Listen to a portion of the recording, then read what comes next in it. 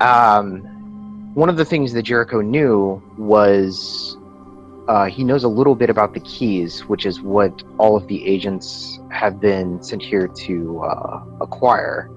However, his particular inquisitorial team operates in cells, so nobody actually knows each other. And most of his team has been lost or killed. And one of the other members who's still alive is named Malachi. And Jericho has a little bit of Mordecai. Sorry, Jericho You're had concerned there. Yeah, I know, No, right? it's not. Malachi, Mordecai, whatever. Yeah.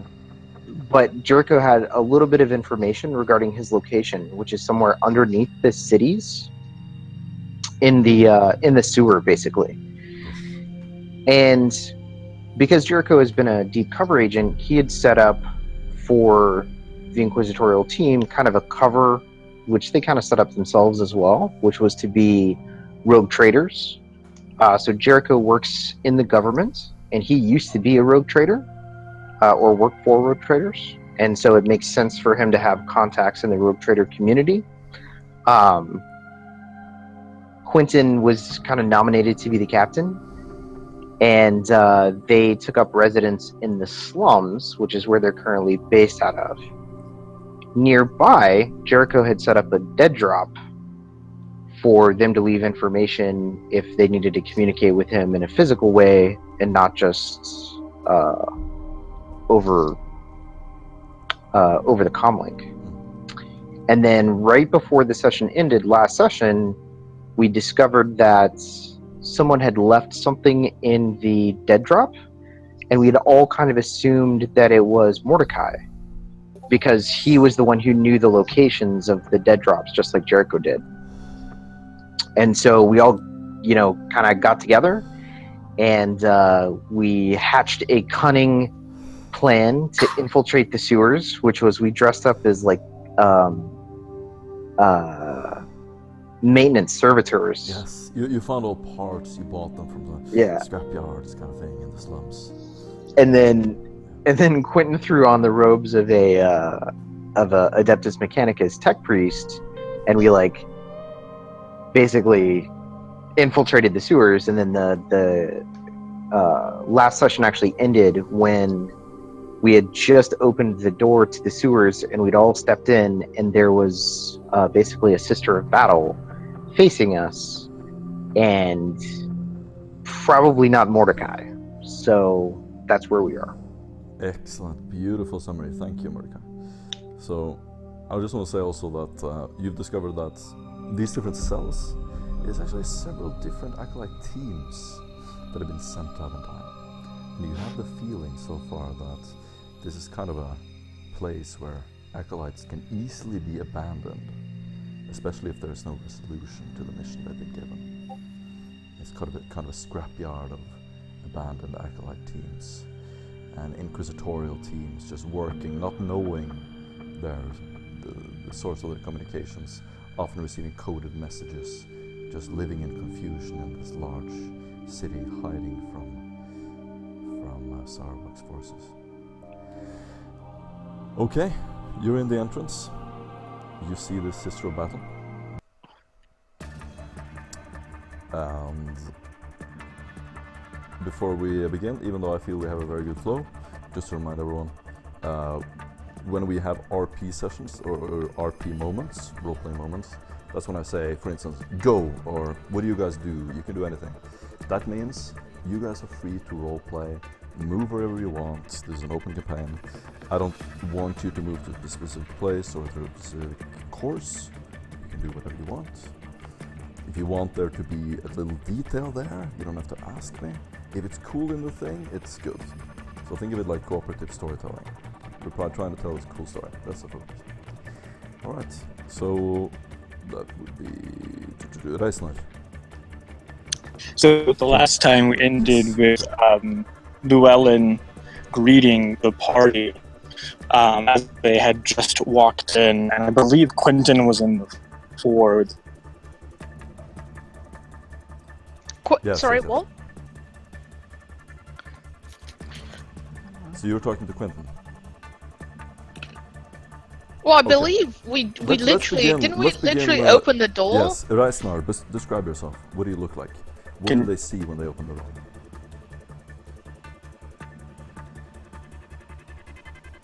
Reisnar. Nope. You're having connection issues. Sounding more and more like a tech priest speaking in binary. Very good role playing, by the way. Very good role playing. Tech priest role playing. Are you able to hear me okay now? Oh, That's a better. A little bit. Okay. We're kind of dependent on you here, Reisnar. No, hold on, give me a minute. I'm gonna reset my internet. If you want, you can write in the chat. All right. While we do that, why don't we do the descriptions? Maria, what does your character look like?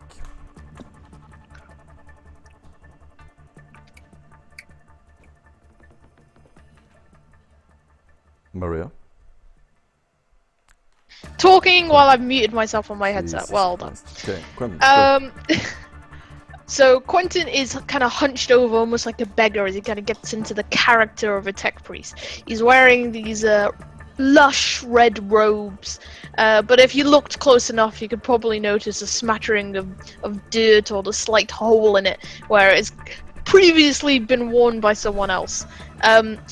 He's kind of played with some tubes that they found in the scrapyard to kind of make him look a little bit more mechanical, and he's got a sort of a hood over his face to kind of cover up his features, and he's hobbling, trying to do his best to look like he's mechanically challenged, and he has his hefty backpack on his back that kind of is clunking around with the sound of a plasma gun rather, as he moves. Excellent.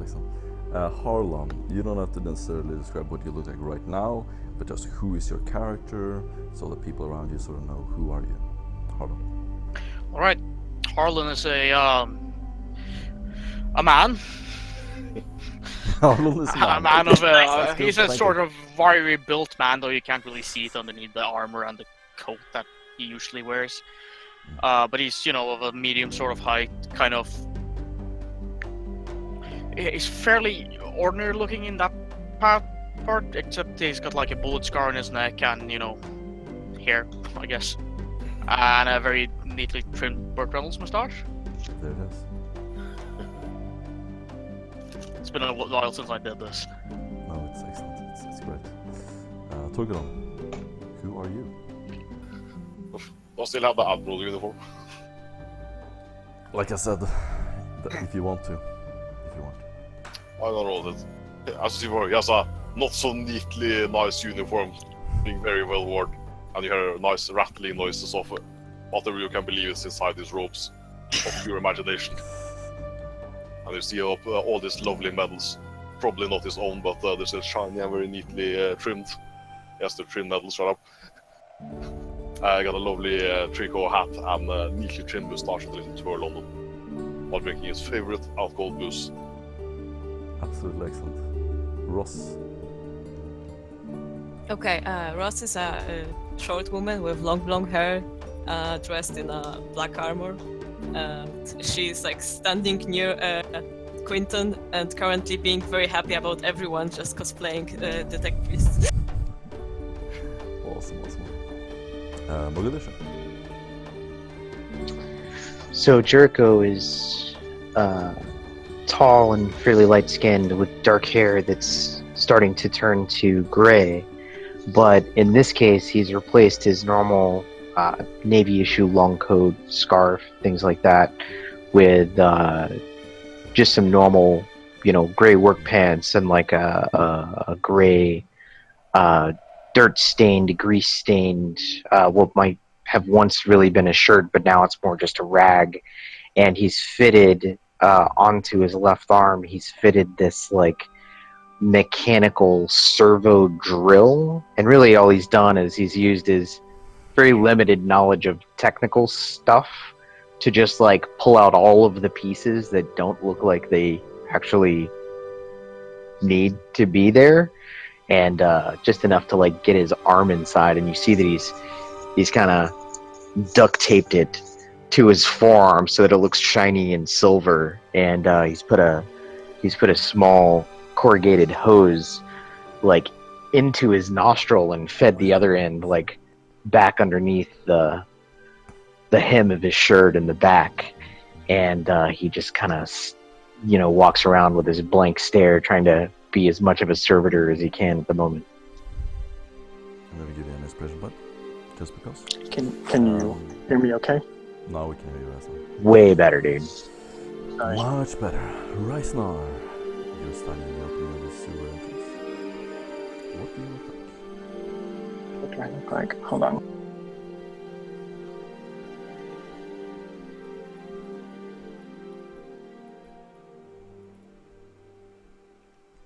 Hello?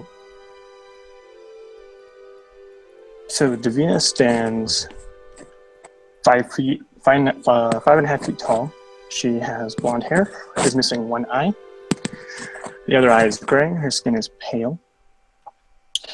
Her right arm at the elbow ends in various metallic assortments of autoquills, data slates, rolls of parchment, a pick recorder, and a keypad, a data slate jack. She doesn't have a right hand at all. She's wearing standard issue Adeptus Sororitas power armor. The colors are white, black, and red, and mimic or show which order she's from. They're inscribed with Imperial Creed iconography. Mm-hmm. And these are the robes that go over the power armor itself. Within the room, go ahead. The room. No, the room. Within the room, it's like mostly a sunken-in tunnel.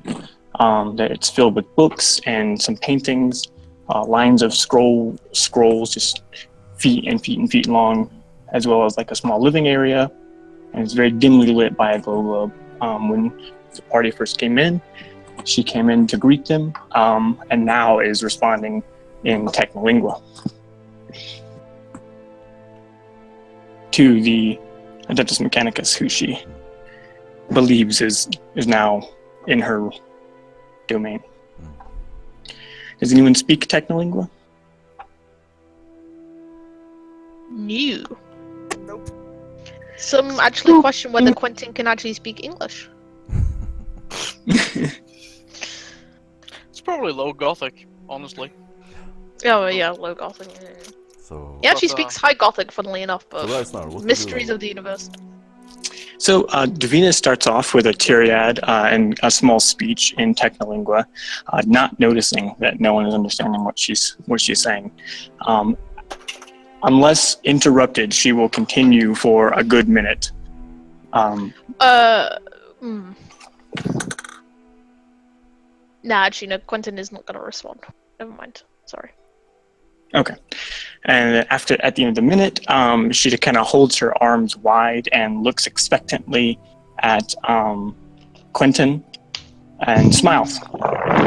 Can Quentin roll intelligence to see if he can... Pretend that he another- understands. Or would it be a deceive? A little detail for you guys. If you want to do something, just tell me, can I do this? And then I will tell you if you need to roll. So you're basically trying to tell if he's doing something? I think instead of actually Quentin trying to understand, Quentin is going to try and see if he can bluff a response. That kind of interplay between players is not... We don't need to roll for that. Basically, you guys pretend like you're on a stage and you are interacting with each other, making... Well, it's cool more the scenes. issue is that he needs to bluff that he can also speak in binary or technolingo or Yes. whatever, and he can't. Then basically we play out a fun scene about that. Alright, we- if that's how you want to do it, Jim. Yeah, we never... between players, we never roll challenge rolls to see whether one player tricks the other or anything like that. We just play them. And by the way, all kinds of role play, acting, dialogue, just go on and on forever about that. I love that. All kinds of out of character talk. As little of that as possible. Just a little apropos, not relevant right now. Maria. Okay, Quentin There's a long, awkward silence for a moment, whereas Quentin's cogs in his brain try to figure out how exactly he's meant to respond to this. And after a moment, he croaks in the old man voice that he's decided to put on. Very, very fine words, but let us speak Low Gothic for the sake of the Emperor, you know, speak like the common folk. Davina or Lulin kind of like scrunches her face up a little bit, and then just kind of bows her head, and she says, "If that is what you wish, that's something that I can do as well." The mechanisms for my auditory senses is no longer at peak performance. Please repeat yourself. She kind of just stares for a moment, putting a hand on her hip, the only hand she has, and then blinks twice. Afterwards, she sighs exasperatedly. She's like, fine. So, as I was saying, I have been keeping track of the Eldar communications upon this planet, and when I had heard that there was possibly another group coming here, I thought you might be my salvation. I've gone over the specifics of what happened, but I can repeat it all if you wish. It will take much longer, unfortunately. As soon as she says Eldar, it just triggers the response in all of you. You're kind of taken aback for a second. Communicating with Eldar, this should be a shocking fact to a lot of you. I'm pretty sure Ross don't know what Eldar is. You are aware that it's a Xeno race. If you don't know about them, you at least have knowledge that it is a Xeno race. There is again like a long silence as Quentin's brain is now working at like overtime as he's trying to process this information and try to resist the urge to pull his plasma gun out of his backpack. And then he lets out a. Oh. As I was saying, it would take me an additional 28 minutes and 42 seconds to repeat my story in the Low Gothic, but if you really wish, I can. The only thing I wish to tell you is that you're not here alone, you're not here unknown, and as far as I'm aware, I'm the only person who has this information for you, and therefore make myself valuable. And, who exactly provided such wealth of binary information? I have been intercepting and hacking through the Eldar communication arrays on this planet. They're unaware of my existence, and I've been here on a mission to gather the information for use with my warband. However, I've lost communication with them some time ago when they went on a mission to, well, let's not get into the details, but they haven't returned. And, the technology to do such things, interception, mind-boggling. How did you come across such things?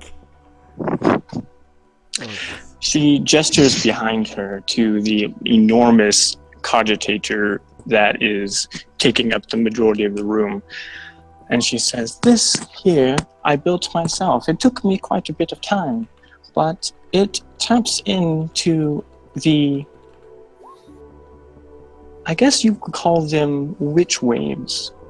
It's a phrase I'm coining myself. I'm still writing my thesis on it, but essentially it allows you as an Adeptus Mechanicus, or someone such as myself with the proper rites and rituals, to be able to," and then while she's talking, she like cocks her head to the left, and her one good eye kind of rolls back into her head, and then her right arm, or what is the machine on her right arm, starts to fiercely scribble these like cryptic remarks onto a piece of paper, and just kind of spits it out like a continuous roll of printer paper as it furiously marks down whatever it is she's intercepting. Quentin is just like, he doesn't understand machines. He's confused, and he just hides his confusion behind several very not convincing sounding coughs. How exactly did you find my serial number and discovered such information on my mission? What do you know? Your comms themselves were picked up by myself not too long ago when you first arrived on the planet, and I've been privy to that information whenever I check in henceforth. On Hugh's authority. My Inquisitor Peleus Iliosian, of course. Oh, god damn it, you could have told me that you were with the Inquisition and I didn't have to put on this goddamn voice. And at that point, Quentin just flicks off his hood and he's just like, god damn it, you and your techno-babble nonsense, and I had to put on goddamn... Fine. She's completely taken by surprise, and like it's readily apparent on her face as she kind of takes a step back and she's trying to, you can see the cogitators and behind her eyes going to work processing information. And then she smiles and she says, "Ah, yes, now it makes more sense now, yes." And she like reaches into her pocket and pulls out like a small little book and then uses it to write down a couple notes and then puts it back, correcting some mistakes that she had documented earlier. Now, my precious tin can, while I would like to believe you, I believe some proof is required to make sure you're actually a member of our beloved Inquisition. Ah, yes, of course. Let me see. She kind of like turns, looks around. She's standing amid a pile of like, all kinds of tomes and things. And it's apparent that this mess is not organized in any fashion that your mind can conceive. And she starts to rummage through like stacks and books and like lifting things up and setting them aside. And like, she has like an aha moment and then puts the book back and then goes some more. And eventually she comes out and presents her Imperial Seal Rosarius for inspection. Yeah, Quentin kind of takes it, and he squints up really close to it as if he actually has an idea of how to differentiate a forgery from a real one. And then he goes, well, I guess I can't complain with proof. And he kind of passes it back over. And then he stretches and he kind of gestures to Jericho and Ross, who are both in their outfits, kind of waving at him. I don't think we need to keep up the guys quite right now. You can present yourself to our companion. You can consider me the, I guess, inspiration of this group. I'm somewhat of the leader of this operation going. You can call me Quentin, if you may, but to everyone else, it's Captain Hugh Jackman. I see. Captain Hugh Jackman. She like scribbles that down on, her notebook again and replaces it. And she reaches out for her identification seal, expecting it to be returned to her. Oh, Quentin kind of just drops it into her palm. And then kind of looks expectantly at the other two to introduce. Only the stream can hear my voice right now. Yeah, Jericho This is drops his unbelievable. Jericho Very drops his great servitor role-playing. arm. He's like, oh, These guys are role playing. thank the God Emperor. One thing I didn't think of in this plan is that this thing's fucking heavy, actually. Why were you all trying to deceive me? We weren't trying to deceive you. We were trying to gain entry into the sewers without having a heavily armed inquisitorial team storm the sewer entrance. But he reaches into his own, very grubby stained pants, and he pulls out his own inquisitorial rosette. And his is a little bit different. So of course it has the standard Inquisition eye, but his Inquisitor has taken a slightly different approach. And you notice on the back it actually has like something from the Xenos races. So it actually has a crossed Eldar swords on it, and it kind of denotates that he's more aligned to the Ordo Xenos, and he displays it, and then he asks if she's also a member of the Ordo Xenos, introduces himself as Jericho. Is it a chaos marking, Xenos marking, or written in the Aldari language? Or is it just like a symbol? No, it's his inquisitorial rosette. So some of them are different between different Inquisitors, and sometimes they make them cast to their specific Ordo, and Jericho's has been cast to the Ordo Xenos very Okay. obviously. She, like kind of like puts her picked recorder arm closer to it to inspect it on like a microscopic level, and then she nods her head appreciatively. She says, "You've been taking good care of that. Very well done. And no, to answer your question, Peleus is not of the Ordos Xenos. We were here from the Ordo Hereticus in searching for a book, a text actually. It was written by a Durelli, if you're familiar with them, and that's when my team went missing.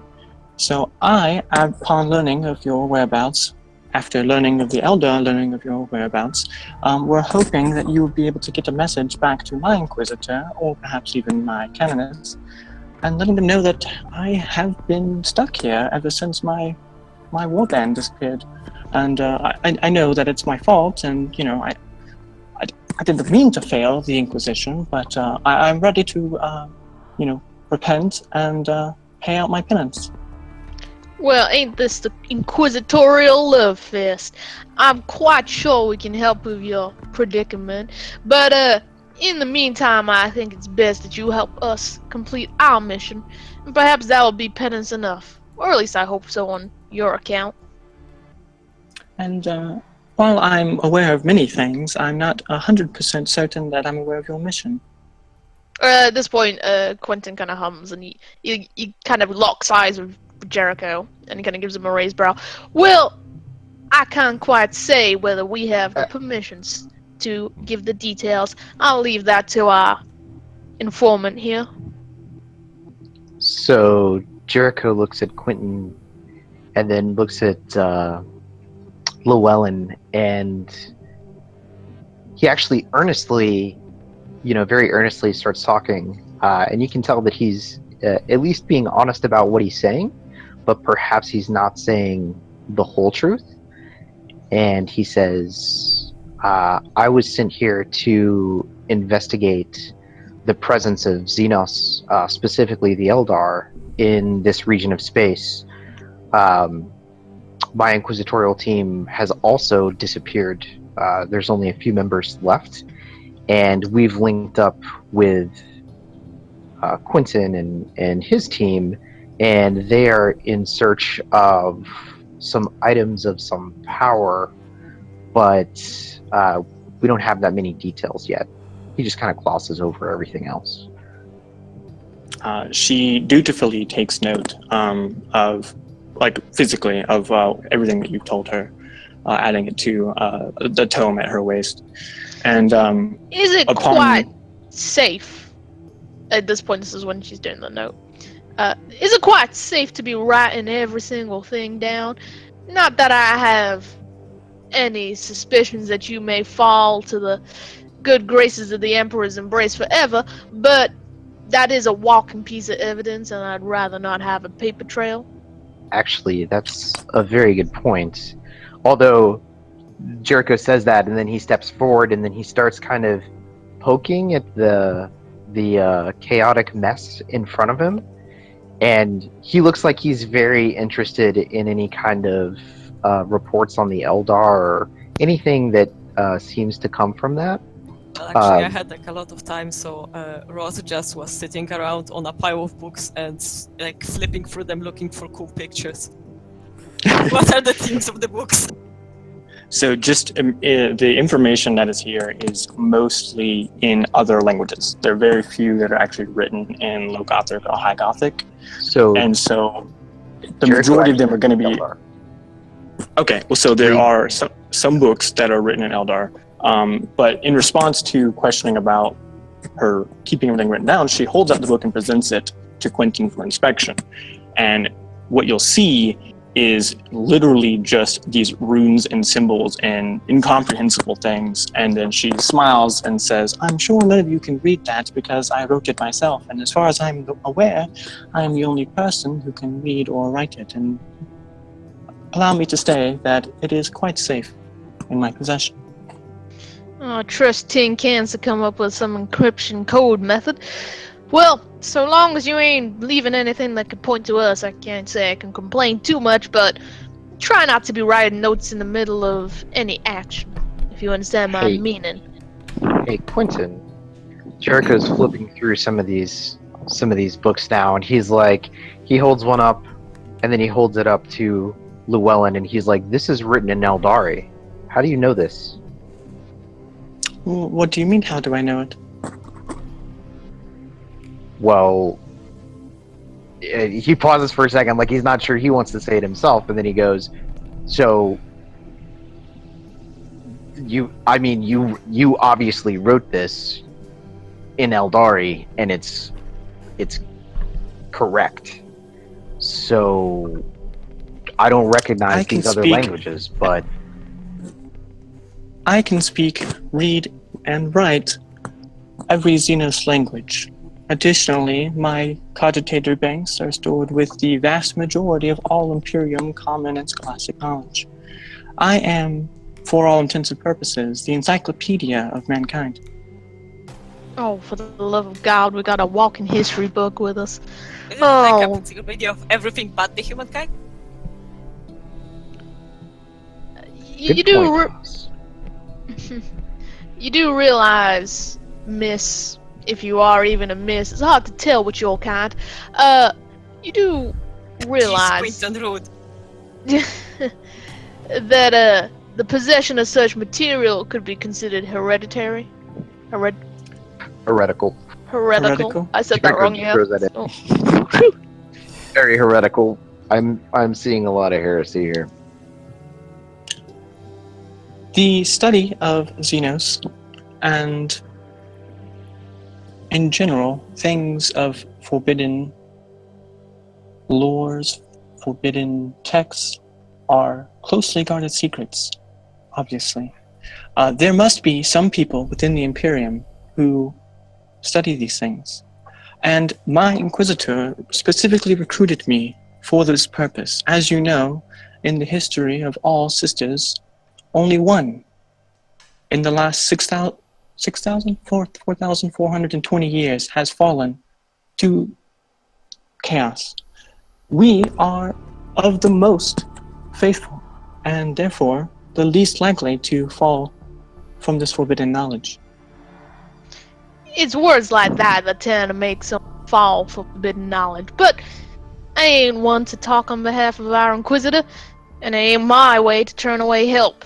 So if you wish to join us, feel free. In fact, perfectly, you can be the current head of this little alcove of ours. Jericho, tell Yes. her what our current operation is going to be. The next steps of our current mission. He's still flipping through books. He doesn't even look up, and he's like, "So we got word." He finally looks up for a second before going back to the book. We got word that there's 3 artifacts located somewhere on this planet. I am searching for a member of my former cell who would probably have more knowledge. That's actually why we came into the sewers. We thought when you put the data slate in the dead drop that was actually you.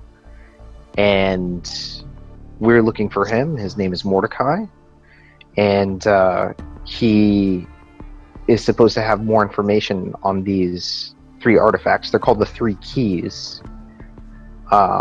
And he's still going through books, and he's apparently picking out some that are more interesting than others, and kind of setting them off to the side. Yes, Mordecai, I'm aware of this person. He's, and she, goes through and recites, I guess his commonly known achievements and whatnot, or whatever. And then she's like, yeah, yes, so you are unaware of his whereabouts, then? What Well- in the hell? How the hell does she know more than you? Well, that's pretty easy, actually. Our cell was meant to be completely separate in case any of us were ever captured and interrogated. So someone like this woman, he points to Llewellyn, someone like this woman would be usually kept on planet standard operating procedure for at least my Inquisitor, as somebody who briefs and aids other inquisitorial teams. Ironically enough, that's exactly the same mission as what I have, only with the government posting, right? So I'm the public face providing cover and material support. She is information data support. You can think of it that way. Yes, a little crude, but essentially correct. Yeah, well, I'm a pilot, not a, whatever. Yes, whatever. What keywords for what I'm thinking right now. So, as you can see, we have a little guys going, and we're gonna find this Mordecai fella. But to do so, we have to say a little incognito. As you can see, I was attempting to be some sort of tech priest, but you have a much better set of knowledge for that sort of role. So how about you consider me your apprentice, you take point, and our servitors can continue serving their purpose. I don't usually go out into the field, but if this is what is required of me, then by the Emperor, I shall serve. Well, Well- you ain't no use sitting here. Actually, she might really be, at least to the Ordo Xenos. Some of this information that she has is really very interesting. I'm But I do agree. We're gonna need somebody to actually emulate a tech priest. And now his stack of books has grown. He's got like 6 or 7. your set of material ain't going anywhere unless books sprout legs and start walking. Anyway, As I she don't says know that, if you're questioning or saying something about my interpretation of a tech priest, but I'll have you know that you wouldn't find anyone doing it better than me. Just so happens that I'm a little tired of it. And that I Quentin see. scoffs and puts on his usual macho bullshit about it all. As she says the book's walking on legs, Llewellyn kind of snaps her fingers, and out from what looks like a pile of just books, stands up a servitor with 4 legs that has a bookcase in the middle of it, and it starts walking forwards over the text and whatnot, presenting itself for her perusal, and it's a sealed, glass. What is their clear glass called? I can't remember what it is. The bulletproof glass? I can't remember what it is. Plexiglass?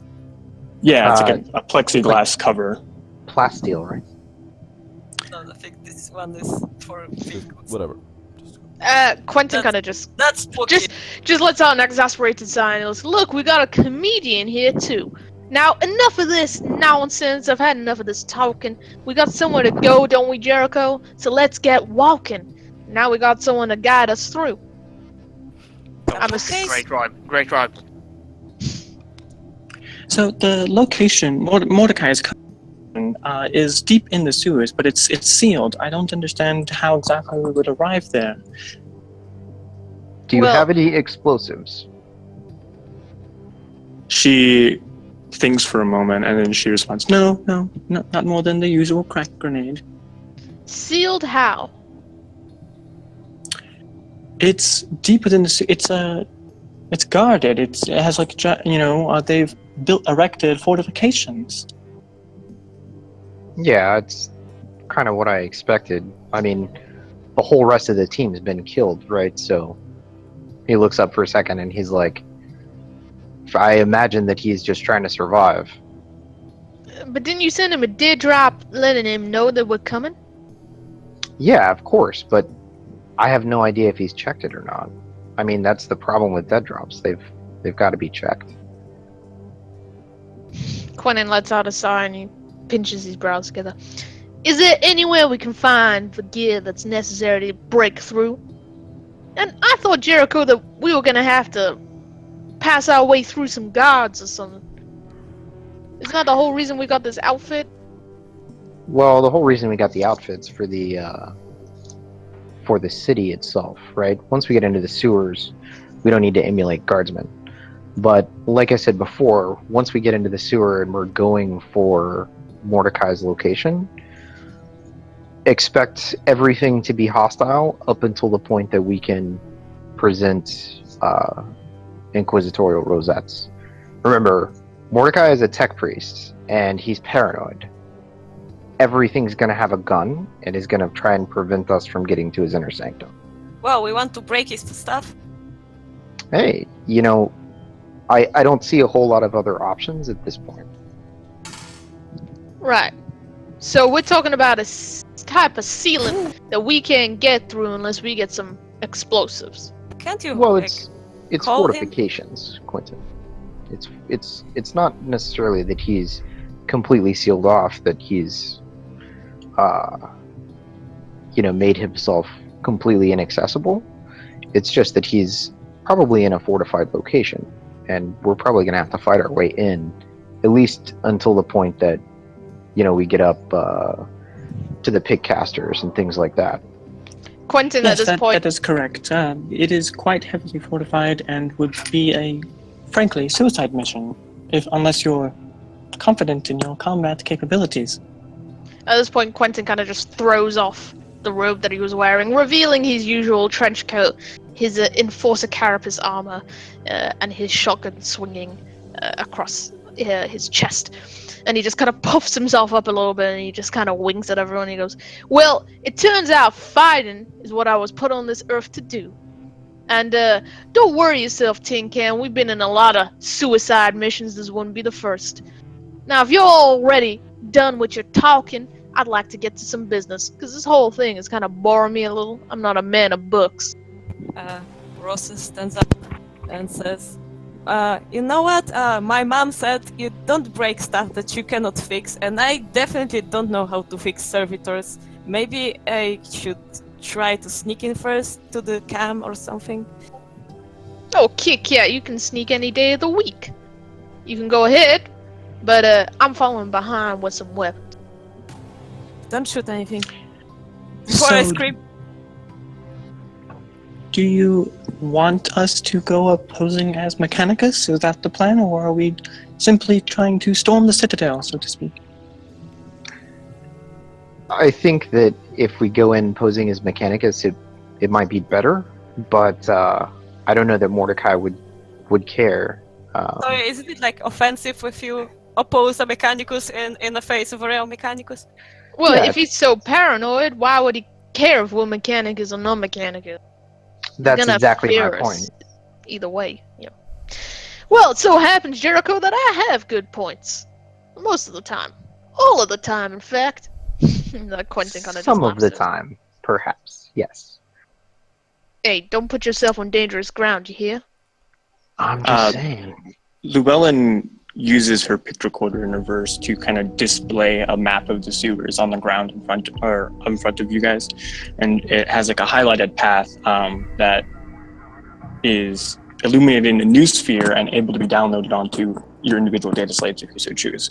And she says, well, this is the location that I have for him. If you would like to get going, I just need to pack a few things. It won't take long, I promise. Well, I'll give you 5 minutes. So better not take too long. She like kind of hurries around the room, gathering up a few large tomes, data slates, and that kind of thing, and puts them in her servitor Is it like enough to mobile library. actually remember this map, or should Ross like throw it? You can download it onto your data slate. Oh, that's great. Quentin downloads the map onto his data slate as well, and he swings off his shotgun and pulls out his plasma gun instead. It's strapped to him. And he's kind of just whistling as he's watching, clicking his fingers together slowly, humming to After himself. gathering her personal belongings, she goes over to the massive cogitator and then removes a few pieces of it and stores them on her personal, on herself. Are you done collecting papers and documents and ready to go? Yes, I believe so. I don't have everything, but, it's the way, it's all up here, so that's fine. Alright, Kit Kat, you take point, do your little sneaky, and either we'll hear the screams of your death, or you'll tell us on your microbead whether there's anything for us to worry about. Alright, I will probably scream. Well, that's So- kitty. At the same time, Ross probably will hand over her sniper rifle to Quentin, because she probably don't need it while running, and she have a pistol. And I'm giving you my sniper rifle. Like, just hold on Okay, to this dokie. for a second. Yeah, don't lose it. Don't you lose your head. I do appreciate my little Kit Kat. And then he kind of gives her a wink and then nudges her with his foot. Literally to go ahead. Perfect, Captain. Amazing. So Jericho grabs these 7 books, which are apparently detail specific locations. It's basically like triangulated locations of Eldar locations within the solar system and also within the general subsector. And he takes those and he puts them in the mobile bookcase as well. But then he looks back at Ross and Quentin, and he's like, I can be upfront with Ross if she needs support as well. Hang back a little bit and provide cover fire with my long las if I need to. Sounds... Alright, as long as you're not throwing books at them. Well- No. We're all gonna follow her, but don't be too close, because that defeats the point of her sneaking about. Exactly. I can sneak pretty well too. Well, if you say so, I guess me and Tin Can are gonna be the backup. Llewellyn looks a little nervous upon being the quote-unquote backup. Oh, don't worry, walking bookcase. I'll be the backup, you're the last resort. And at that he kind of whistles and claps and gestures for everyone to start get going. Down. Out. Into the sewers. Okay, so Ross is being pushed out into the sewers and just whispers to the Sister of Battle, "Don't be silly, if everything goes horrible, just go home." As you turn around, you're in this dark alley. There's a lumen globe slightly illuminating the ground around you. As you sort of step into a back alley, you suddenly see a train of farmers and what seems to be factory workers scurrying off to their soul-crushing jobs. They're in the sewers? No, you're out of the sewers. Oh, okay. So you're walking into the streets of this slum area. You see these giant skyscrapers stretching up into the clouds above. The smog that is in the slum area. So, as you sort of walk over to the main sewer entrance, you are under a bridge right now with sort of a broken half-revealed sewer pipe that had been sealed shut with an improvised door where this Lady Sororitas had her secret hideout. You're walking out into the streets again, and you can all do a stealth test. All of us. Oh, God. It is getting late. From The whom we streets- are The conceiving. streets are dark. This is your general ability to see non-conspicuous, Oh, I'm Jesus pretty bad at Christ. unsuspicious. Well, gee, God damn it! I have so little stuff. How is my target so low? Jesus Christ. Oh my god, Mogadishu. Yeah, That's crazy. Mogadishu and Reisnar steps out first.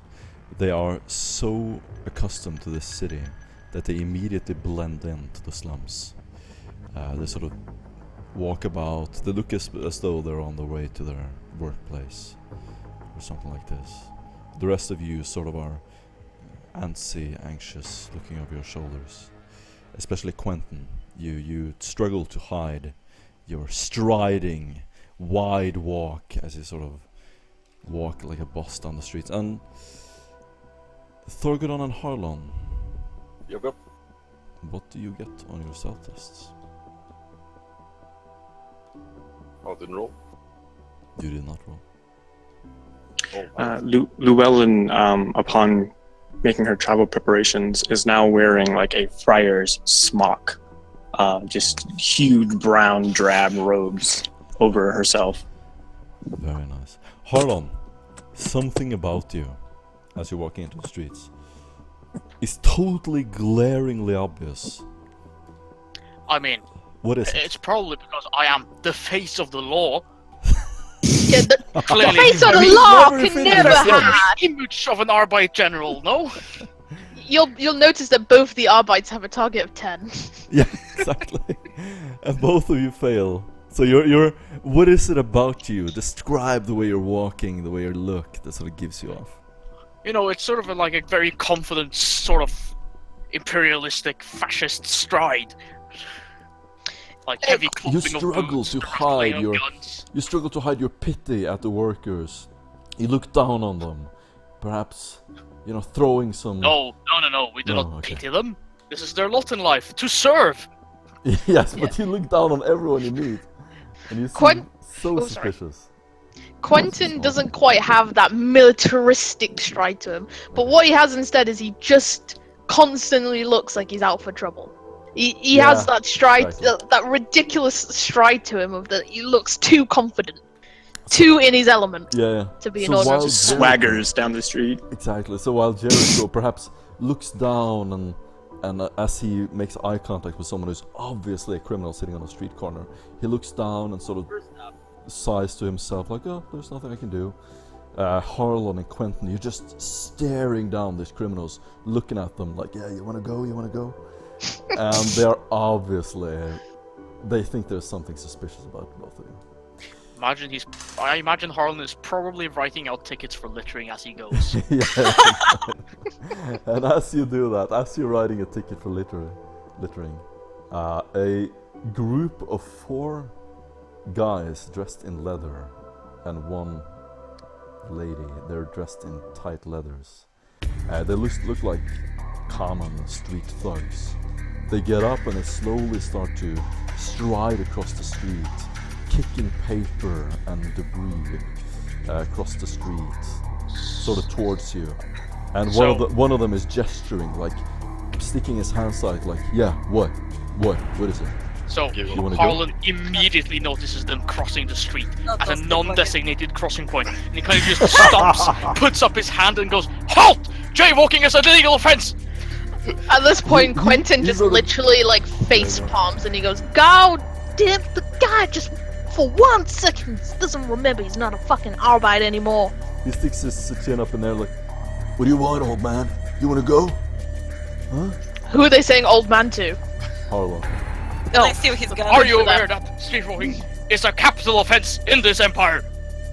What are you gonna do about it, bitch? He draws a pretty big auto pistol. No, I wanted to stow it. at that point, Quentin kind of Harlan draws an even bigger bolt gun. at this point Quentin is like walking over and he goes, "Now listen, only I say derogatory things to that man. Now you better take those words out or I'll stuff them back into your mouth." Wait, before everyone else draws their guns, because I am not part of this, can I steal someone's gun? Can you steal someone's gun? As you're Yes, pulling I out the want- guns? Yes, no, before that. I mean, the first guy is already pulled out his gun, but the rest is not. Alright. Ross, you sneak down, you get an instinct early on. Do a stealth test. Here you go. Okay, Holy moly. Ross, you cross the street. You're behind these 5 individuals. So you're walking behind them. You're pretty close to Yes. them. Everyone roll for initiative. Oh goodness. Oh boy. Oh boy, I oh forgot boy, what oh the boy. button is. So we don't have any chance to convince them to not fight us. This is literally like we're paused in a split I second can't roll as when I do as that. he's pulling his auto pistol out of his pants and going into full auto mode at the same time. firing at I him. wanted to steal it so hard. Hang Still on, might. Jim. Apparently I need a token to roll this. Yeah, we need Yes. tokens. Life is Never hard. mind, guys. Just roll it and then remember each other's roles in the chat screen. We see the rolls, and we can go approximately me, you, go back. I don't know how not to a roll a roll. Okay, so I guess we'll just roll it regularly. Yeah, just roll it. Wow, that was a fucking trash roll. Holy shit, that was bad. The guys. So this is the approximate turns. Basically, we just go me, you, me, you. All right, as a party together. How does token on roll a 0? Because Doesn't you matter. rolled 1d0. Together, Oh, let's oh, go. oh. Mogadishu, Stand. go now. You, Mogadishu, what do you do? They're pulling out a gun. He's shooting full auto towards Harlan. He's about to shoot him. I don't know Harlan, do I? You do, yeah. I sort of followed you. You know that he's an acolyte in the Inquisition. That's all you know. All right. Mogadishu or Jericho's taken up a. As soon as like this trouble started brewing, he took up kind of a sheltered firing position near the corner of a rundown, broken down building, and he just lifts his long las out of his cloak, braces really quickly against the side of the building, and takes a shot.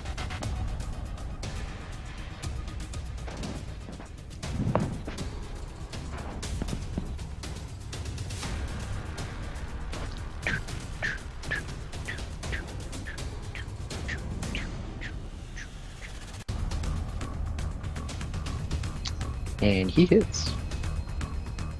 And he scores! That's the first guy. Hang on, because that is a accurate weapon. So I deal. You draw it and aim. You know what? Fuck it. It's Three. been a long time since we've done this. So let's just say combat now. Everyone scroll down to about the bottom left. With all the nice tile work. Oh yes. You guys start on the left side. Okay. Oh. Zoom out. Zoom in.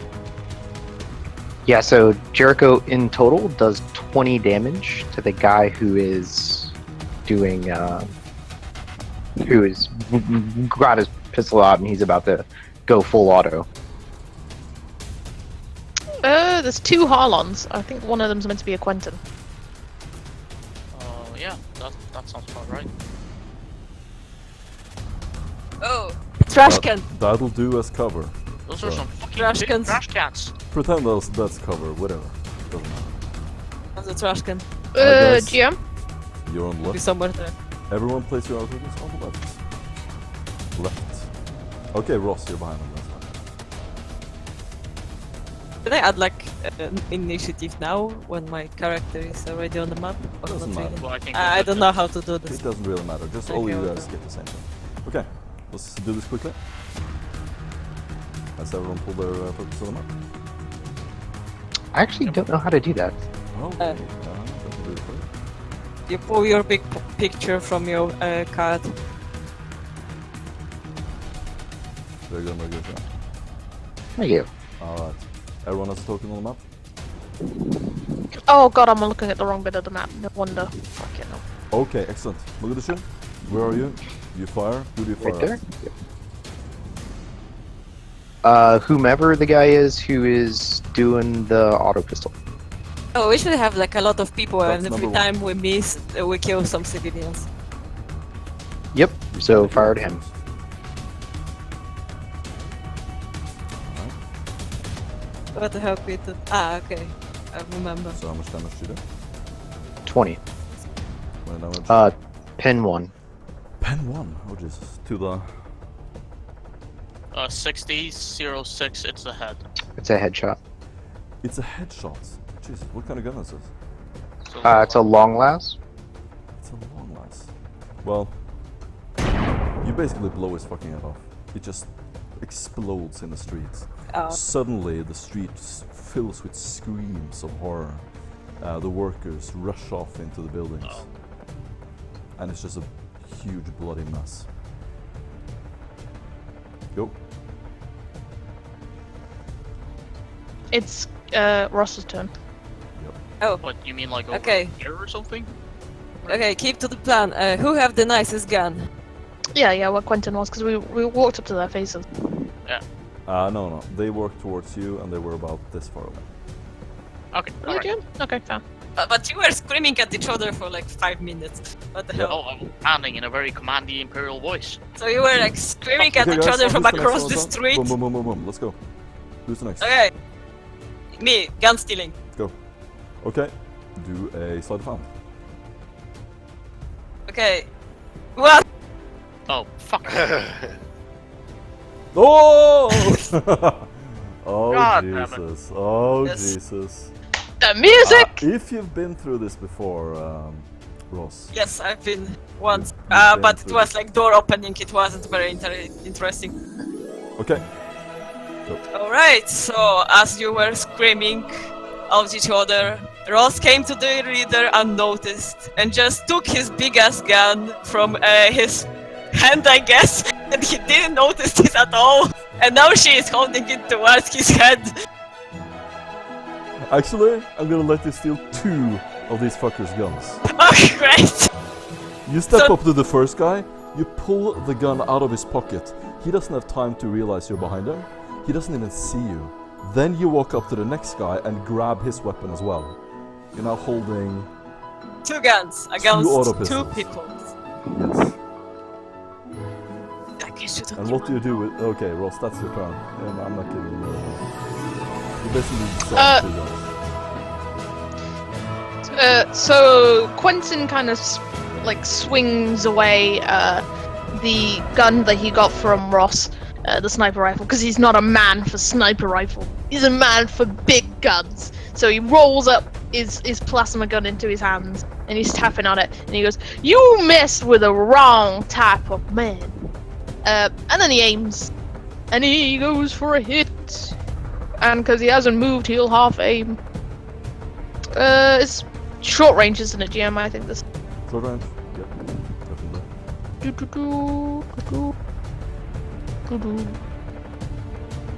And he hits! And he scores! Yes. And he's gonna hit number 2. The lady.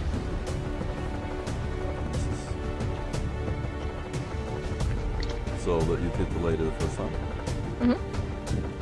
8.6.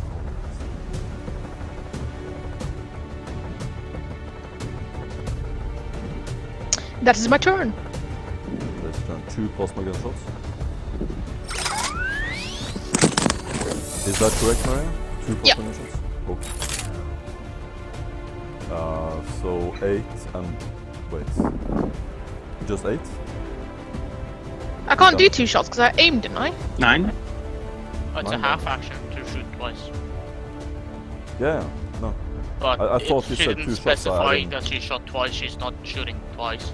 No, I aimed and then I shot. Oh, okay. So I aiming thought is you a said you half shot action. twice. No, My no, no. bad. Yeah, but semi-auto is still a half action. As well as full Yeah. auto. So I can shoot Shoot again. Alright. No. If you do But it semi-auto, you goes can do on- 2 shots. You did. Okay, that's fine. That's fine. Okay, 8 damage. Great. Next. Go. Whose turn is it? Rest on. Whoever wants to go, just go. All you guys Okay. get it. Llewellyn sends her to the safety of cover and draws from her smock a gleaming, freshly oiled Godwin Diaz bolt pistol and uses her good hand to fire it just kind of in the general direction of the enemies, hoping to get them to take cover or cower. That's suppressive fire. Yeah. Hit. I think you don't need to. test I first, think you roll like a negative 20. But first, okay. But they still get suppressed. But they still have to make the Come on, test. come on. Let's go. Less talking about the things, just do. Alright. So you fire a gun. Boom.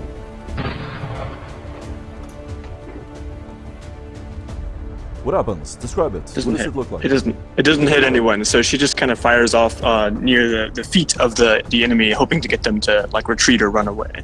Awesome. The blast ricochets off the ground. You see a little explosion that sort of blasts off some pieces of the pavement beneath. And anyone else? Go. Well, I decided I'd want like defense number 2. Shouldn't you try to? And you see a lovely target who swings up in his lovely robe, pulling out whatever gun he can fit his hands on first, and shoot him. All 2 times. Oh, And he Jesus can Christ. he can just disappear. Yeah, you can literally despair. Who do you shoot? Number Number 2, I two. think. Number 2.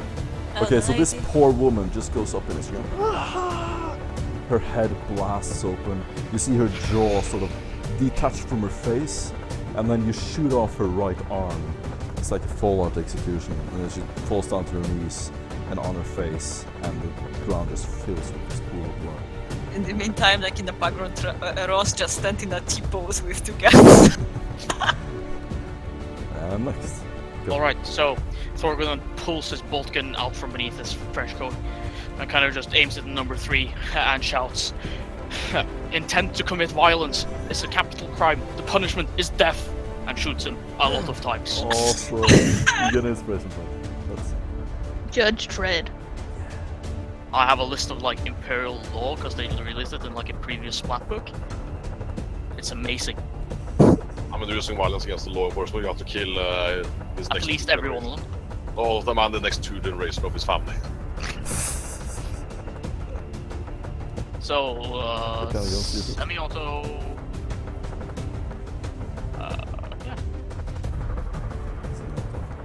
Yeah, I hit him 3 times. Bolt gun. Oh, jeez. We're not playing around here. Murdering people, no, executing people. Sorry, there's a legal difference. Oh my god. 2 Okay, they must be the 112. Right. and 3. So who are you shooting? Number 3. Number 3. Yeah. What does it look like when he dies? Horribly. I mean, honestly, there's just kind of these bolts. They hit him. They kind of just go into him and then blast open his ribcage. There's blood. There's guts. There's everything everywhere. It's not very pretty. The last thing you hear is just this that turns into just gargling noises as his lungs explode, and he falls into this crimson cloud puff of blood that rains down from the street lights. And at this moment, the whole street is just filled with panic as people run around, try to seek cover. Your turn to done? Yeah. The last 2 guys are gonna run away. Because that's what they would do. That's Yeah, a very sure. sensible thing to do. How far did you run? They did not get very far. They're basically shaking. One of them looks like he shit himself. Go. Okay, Don't you see worry. fucking Torgal? Books are fine. They made it through. They were unharmed. Quentin is kind of raising his hand at this point, and he's kind of looking back at everyone else, and he goes, "Do not pursue for the love of God, well, love of the Emperor." Yeah. Whew. Yeah, but they're Close getting enough. away. Yeah, good point, Torgal. Go away. I'm gonna ignore what she's saying. I'm gonna watch Control. He's gonna put this nice new white shoes, completely steam out of the box. I'm just gonna run over. I'm gonna shoot both of them. Oh no. One of them, doesn't really matter which one. He can enjoy this damage here, or this hit. I don't think he's worth anything more than a stub roller, so I'm gonna shoot the stub roller. Oh, the guy can enjoy this. Excellent about it. So 10 damage and 8 damage spent to him. Yeah, that's actually not enough to kill them. One of the guys gets hit in the leg, and he sort of staggers across the street, groaning in pain. The other one gets hit in the chest, and he leans up against one of the trash cans over here. Anyone else? Anyone want to pursue Yeah. or kill him? No. Harlan, you go first. So Jericho takes a beat on whichever one is further away, and fires at him as well. Quentin is kind of pressing his fingers to the microbeads right now, and he goes, "Do none of you understand that we're literally making a bloodbath in the streets right now?" Ross like heading away, I feel putting like both we're guns kind on of safety, beyond avoiding the Okay. bloodbath, so we might as well do it, right? throwing them in the trash can. Oh, Aren't you a violent band? It's hard to look at you up so close.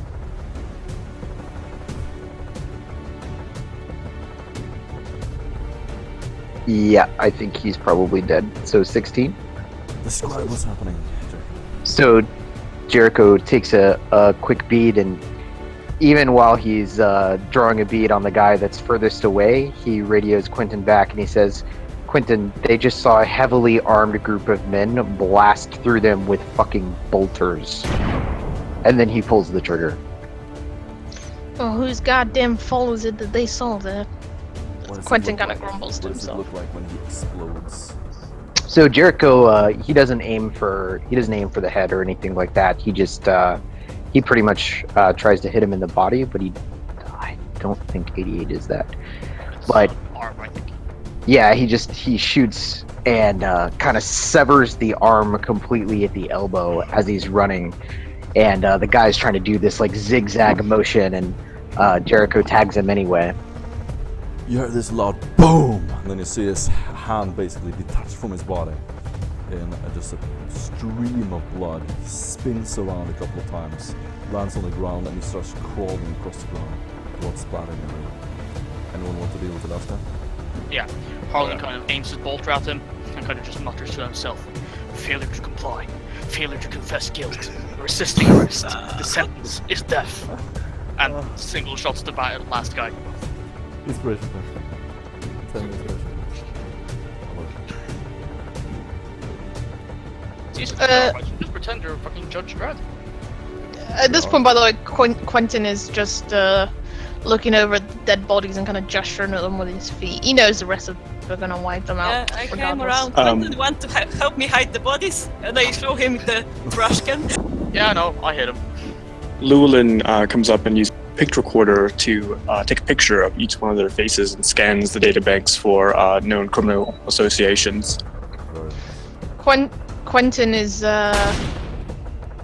Quentin just kind of sighs and he just shakes his kid and he's like, Kit Kat, half of the goddamn slums just witness us do it. Doesn't matter if the bodies are here or in the bloody trash can. Do what you want. The last thing you see is Harlan run across the street, point his bolt gun at the last guy, and a huge fist-shaped hole fills his chest. And when you see him just raise his arms up in the air, fall down to his knees, his chest, and just complete silence. The street's empty. We should be leaving. Walk normally, put away your weapons, and just leave the bodies behind. Gang warfare is terrible. Alright I then. mean, crime is, after all, rampant in this place. Oh, how long before we leave? After put on like a car ticket, except for like a people ticket. No, sir. Please. Harlan is writing out like littering, public defacement, jaywalking tickets, you name it. At this point, Quentin actually walks up to Harlan and puts a heavy hand on his shoulder. Now, I know the love, the embrace of the Lex Imperialis, but you are not a man on the beat right now. You gotta stop it. The image and vision of the Inquisition is more important than goddamn tickets. So sorry, you I don't know this person? Sorry? What? I don't understand. What? They broke the law. Yes, but sometimes you gotta let the other Arbites deal with this thing and understand that you work for a higher cause now. You can't be looking at every Tom, Dick, and Harry and every action that they do. You gotta be looking further. A higher cause than the law. There are no arbiters We here. are doing for the cause of the Emperor, the cause of the Inquisition. That is the highest cause. Jericho's just walking. I'm not sure I get it, but sure. Yep. Okay. It's fine. You Can stand I in the finish this street. ticket though? There's these bloody corpses everywhere.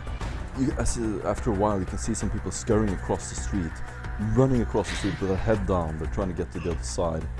In the distance, you think you can hear some sirens. Distant sirens. Yeah, I love these jaywalking. Llewellyn goes and gets her bookcase hooks up with the data port and begins following Jericho, and she like kind of whispers conspiratorially to him. She's like, "Who is that, and why do you know them?" Don't At ask. this point, Quentin is like whistling for everyone to stop moving out as quickly as possible. Harlan puts away his like ticket book and alright. He follows along. You know, a Awesome. sort of a heavy sigh and kind of like a slight tear shed for the lost opportunities to ticket people. Okay, guys. You finally leave the slums, walk up to what looks to me more like an industrial area, factories, that sort of thing. Sort of deeper into this valley, which looks like a converted quarry of sorts. You see a rather large installation that leads down to the main sewer area, where you can sort of enter the deeper levels of the sewers. It seems to be heavily surveillanced. There are several patrolling guards, and you can imagine this elevated area surrounding it, and then it's sort of this dug out area further down with some roads, some improvised gravel roads, leading to this huge metal gates leading into the sewer. These aren't Imperial guards, these are just guards from Mordecai. Well, you can look, sort of, whoever has binoculars can take a look. You're standing about 150 meters away. I do not have those. I believe. I have an Auspex. Someone has it. Don't you have it, Torgadon? Torgadon is gone. BRB. Ah. Oh, Let's say Harlon, you have borrowed his binoculars. Well, I'll put him up and have a look. Yes. Okay. Down there, you see some armed guards. You can do any kind of lore check, common lore, local, that sort of thing.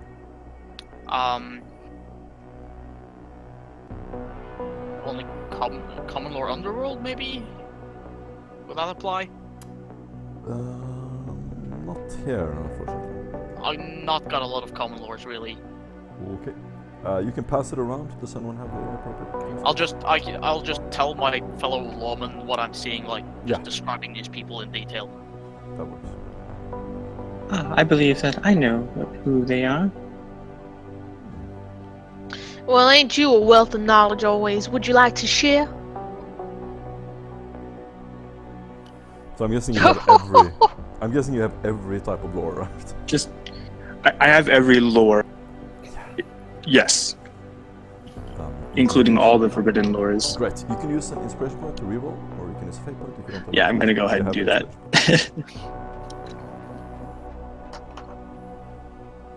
inspiration. Welcome back, Torgadon. Alright, so you can reroll again, level up. Oh, Jesus. Yes. That's a lot better. It definitely. It's really know it all. These are simple public workers. They work for Sarawak. You see one of them, quite clearly, is he looks to be hired here to take care of the security. He steps between different interfaces, types in commands, watches the larger machines there sort of recalibrate and readjust as they seem to be expanding and digging, doing some construction right now. There are various servitors that respond to his movements and his commands as he walks around and interfaces with these different computers. There are also 4 guards there. They are not heavily armed. They seem to be there just to report further if they see something suspicious. At this point, Quentin kind of looks over his shoulder at Jericho, and he kind of raises his brow at him. Now, give me an honest assessment. How likely are we to go in there and actually convince them not to get hostile? I guess that depends on who you let talk to them. What are you insinuating? Let's not go in with guns drawn. How about that? Why don't I do the talking?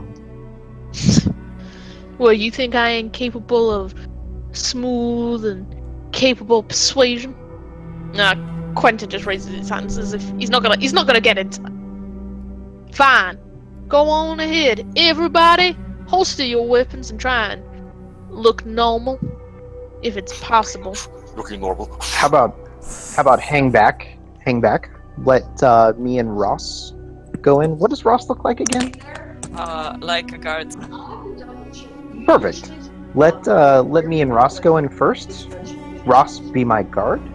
or just be someone. I'm gonna be a worker, and we'll talk to him real quick. Why can't I be the one that accompanies you? Because you look like an inquisitorial stormtrooper. Ross just shrugs and follows Jericho. Quentin is just kind of left spluttering. Stormtrooper, inquisitorial. I have him find that this trench coat hides many things, including the fact that I got a plasma gun. He's just grumbling to himself and kicking some dirt on the ground. So, Jericho is still dressed fairly shabbily, and he goes up to the overseer, and he has slung his long las back behind his back, kind of hidden underneath his cloak, and approaches him. He's got his, hand raised. He looks basically like any other, worker for Lord Sarawak. He's not in his normal clothing.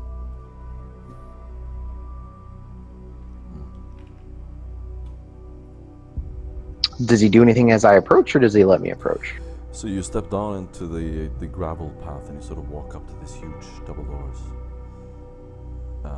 As you approach, he raises one hand. Can you describe again how you're dressed, sorry? So he's thrown his cloak on, but he's still got the clothes that he was wearing when he was a servitor. So he really looks more like he's a maintenance worker. So he's got these loose, kind of drab olive green pants on with boots, and he's got this dirty white, it used to be white, kind of greasy, grungy, kind of like a wife beater, but it's more like ragged now. Right. This common worker who he's armed, yes, but he seems more to be just an overseer there to watch over the construction work that's going on. He has a pretty big construction helmet on. He has a red vest. Is wearing dirty overalls, brown overalls.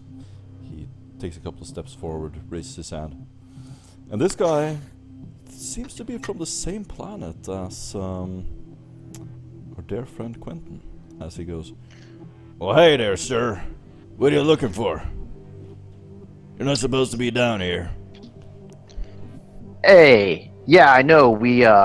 Hey, look, I'm from maintenance tunnel 1132B, and look, we just barely got out of there with our lives. We just got attacked by mutants, and they're actually headed down this way. Wait. Hold on. Mutants? What the hell are you talking about, man? There are no mutants here. You crazy?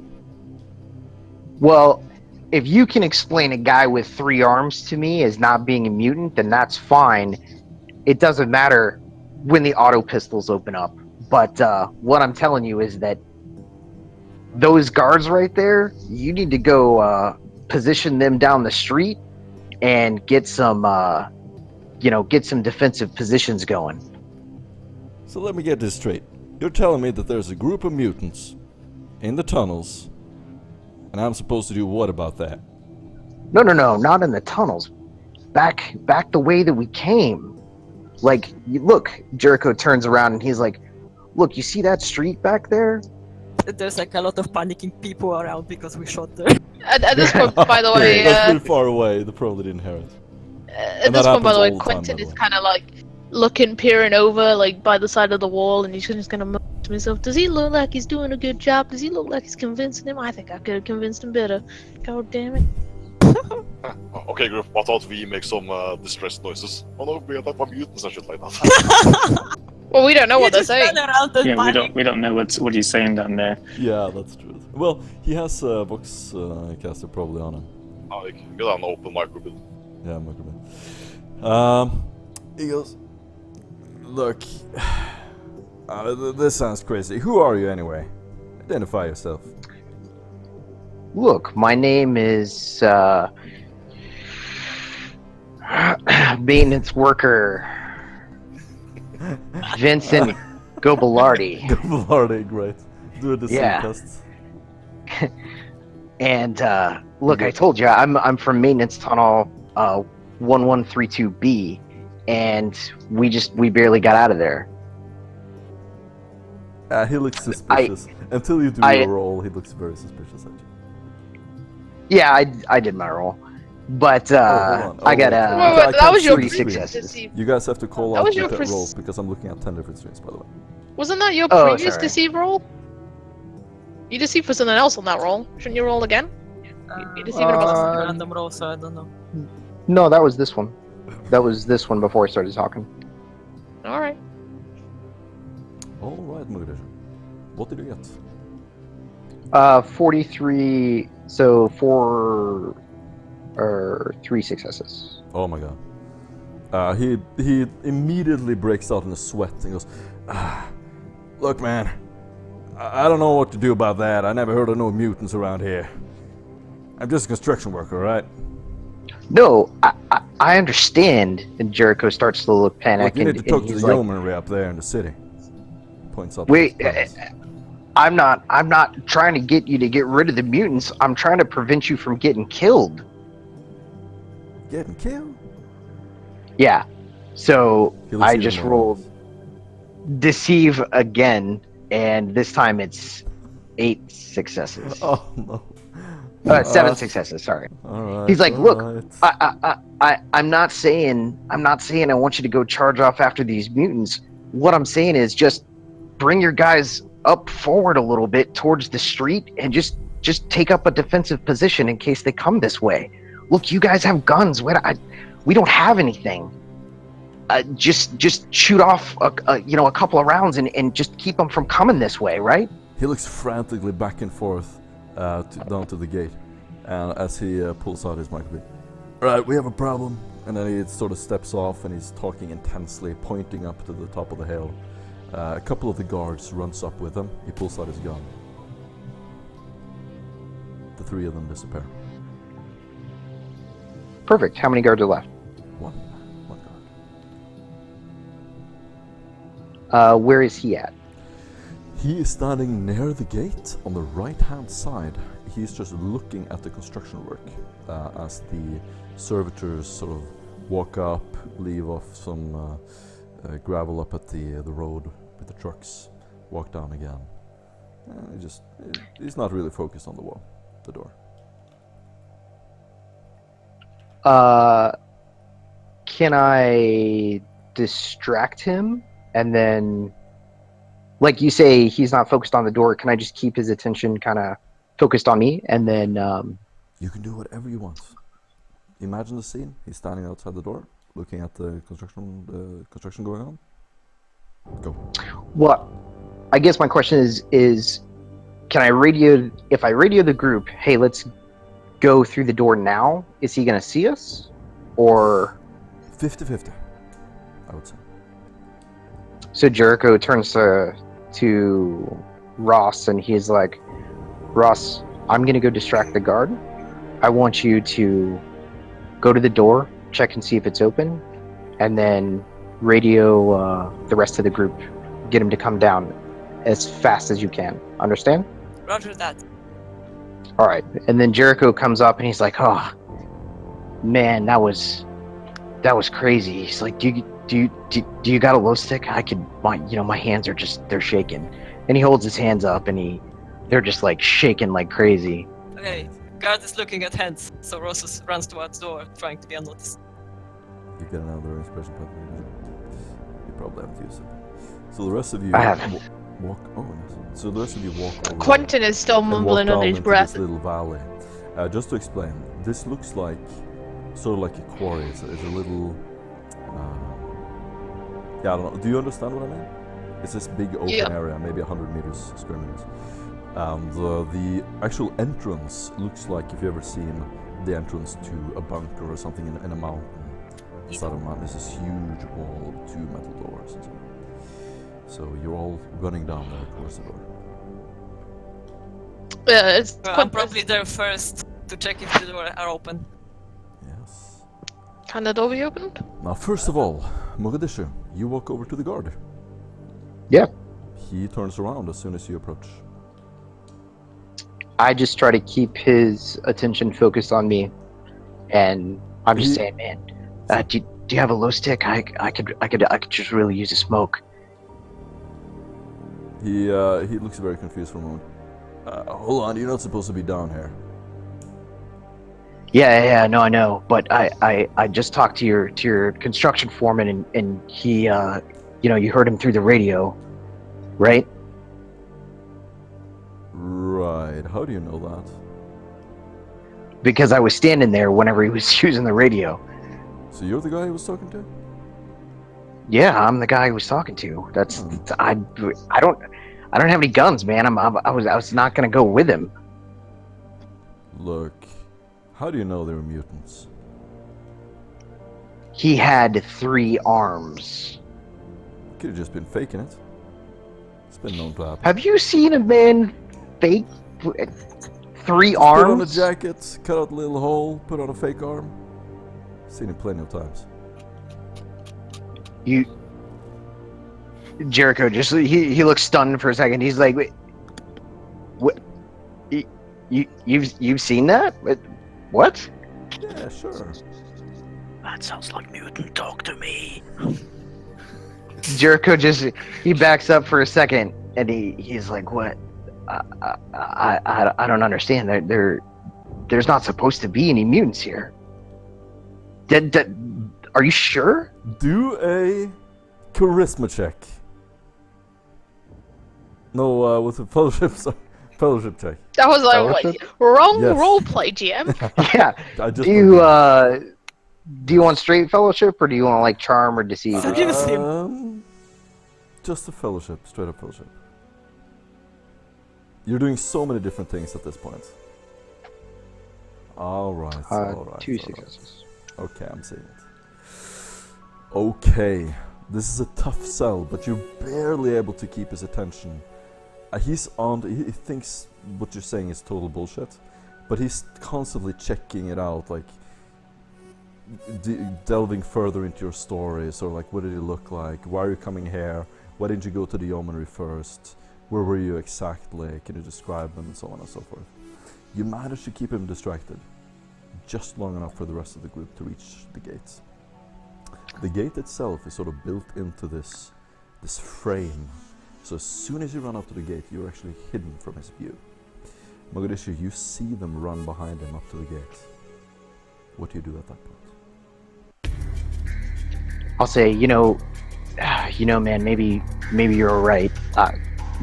Maybe it's not. Maybe it wasn't immune. Maybe I don't know. Maybe I just drank too much Amasec, and maybe I just saw something. He's like, all right, look, let me go report back to my post. He says, He pulls out his microbead, and he's hiding what he's saying from you. He's like muffling his voice and looking in the other direction. He takes a glance back at you that makes you suspect that he thinks you're full of shit, basically. he is full of shit. He just said, "What an asshole" to the microphone. No. So Jericho stops, or he starts like walking off, kind of back towards the entrance. Is there any place that he can duck into, like with a stealth check, and kind of disappear from view? You have a bit of a problem. The guard just pulled out his gun, and he's yelling, "Stop! Sir, stop!" Jericho stops, turns At this around, and point- it's like, what? At this just told point, the Quentin, by the yeomanry way, is down looking there. at the rest of the group, and he's like, I told you you You're can gonna do stay it. here until the yeomanry appears. Do you understand me? Yeah, I understand. That's fine. But Quentin at this point turns over to Ross, and he's gonna whisper it over to Kit Kat. I think you gotta go down there and knock that guy out. Oh, that looks like a long walk. So Jericho lifts. Go around. Go and get! Can I somehow actually do the Quentin's plan? Yeah, why don't you sneak up and whack him over the head? But, it's probably sneaking up in front of him. No, we're behind him, Okay. aren't we? No, we are like below him. Is there not a world where it's possible to, despite being in front of him, sneak in behind Yeah, him? it's Maybe all- taking some sort of circuitry route? Maybe? Ross, this guard is basically standing with his back towards you. Oh, great. Well, there you go. But I don't know how to make people disappear. Stealth. Well, first off, what do you want to do? Describe what you want to do. You sneak up behind him and you Wait! suplex Oh, the I bastard. have drugs! Suplex. What do you want to do? Ross? I have some cool drugs, so I guess I just try to stab him with drugs so he'll have a great time. No, instead Whoa, of for whoa, me. the whoa. love of Hold God. on. Okay, so first of all, do a stealth test. This simulates Ross. You're sneaking down. You're looking across this gravel field. The construction work is going on in distance. The tech priest is off around the corner. You sneak up towards him, and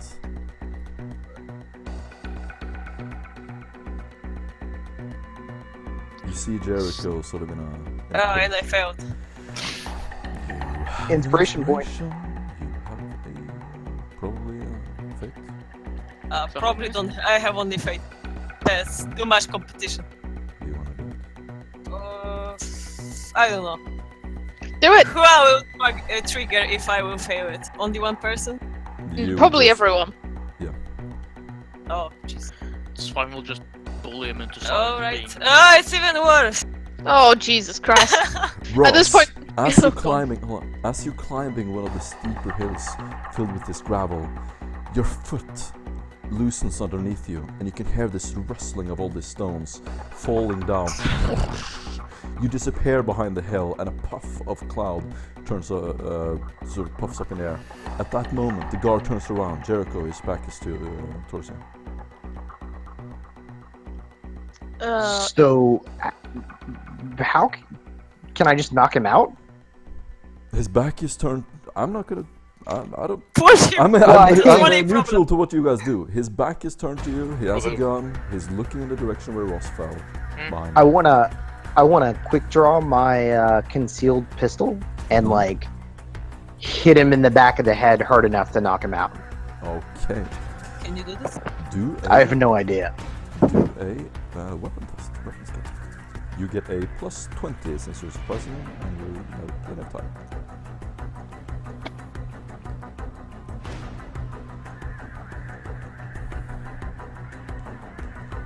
I added a fate point too.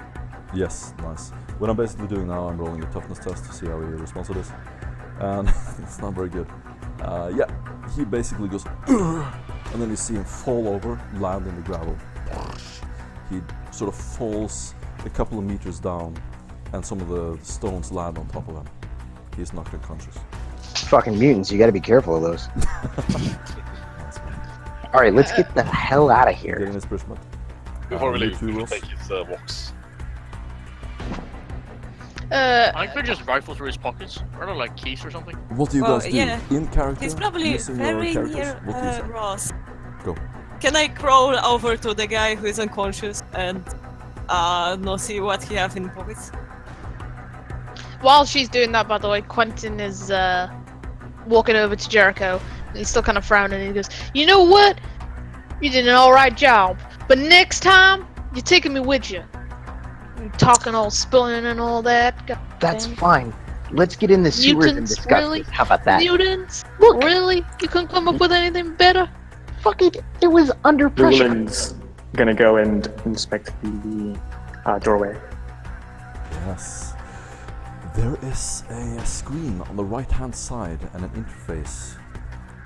Sort of a big data room. Well, I was looking through this guy's belongings. Have I found something? You kneel down to remove some of the stones, look through his pockets.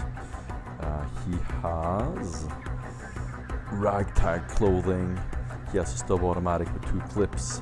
It's like any communication devices, data Yes, there's a slate, microbead. at least something. He has So, a okay. backpack filled with assorted components, equipment, a little snack, Oh, a little great. candle. I'm gonna hook up my interface port to the doorway and see if I can speak its language to get it to open. Quentin's kind of just leaning against the wall, watching his group kind of move in action fluidly. And he's just kind of humming to himself, but he's still giving Jericho a dirty look. And then he leans over as he's watching Llewellyn kind of do the machine. So, please tell me you can open this goddamn door. Ross calls Quinton and tells him, "Do you want to be a construction worker? I think it's your size." Well, it wouldn't be my first choice, but I guess if a man's gonna do what a man's gonna do and convince some people, he gives a finger at Jericho before he struts over. Concentrating. He goes, Harlan is just gonna have a look at the door and just kind of, how's it locked? What sort of, is it like a traditional key or is it like a code pad or? No, these are two giant metal doors close to each other. There's no keyhole, nothing like that. They probably slide to the side. They're reinforced. Even explosives couldn't blow them up. Can I just try to slide them open? They're massive. To describe it, they're like 4 times taller than you. Yeah, It's basically a vault doors. Yeah, it's a door that vehicles are supposed to drive through. Is there like a smaller door for people? Nope. So Llewellyn inputs the rights of opening, rights of command, and rights of authority to the pad. Do we have a rough thickness of the door? The rough you would Christ. assume that it's as thick as you almost said, but yeah. No, it's maybe half a meter, something like that. I guess a bit too much. Or do a minus 10 tech use test in interfacing. While they're doing that, I'm gonna grab the guy's lunch and eat it while I wait for the technical to do their things. Quentin is going to pull on the gear at Kit's suggestion. He's kind of pulling it over. He's got a little bit of an Amasek belly there, so he's kind of stretching it over it, and then he kind of struts a pose in front of it. And he goes, "How do I look?" Handsome as Fantastic. always. Oh, girl after my own heart. If I had Way one. better than the tech priest. I'll take that as a compliment. At this moment, you think you hear a little, and then you see a car stop at top of the hill, sliding across the gravel. Jericho, you immediately notice or recognize it as the Yeomanry patrol car. Quick, You should hide.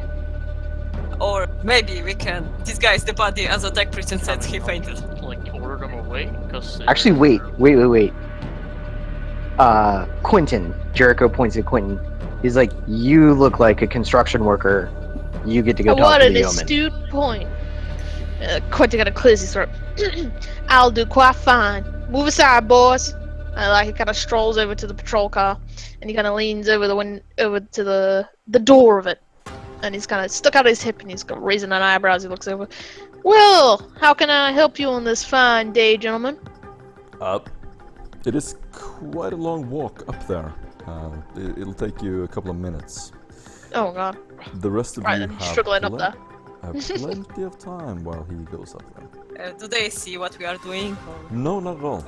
You assume that you have probably a couple of minutes before they even come close enough or over the hill to spot you. Okay, we Well- need to quickly hide the unconscious guy somewhere. So this is what Ross will do. we just bury him in the gravel.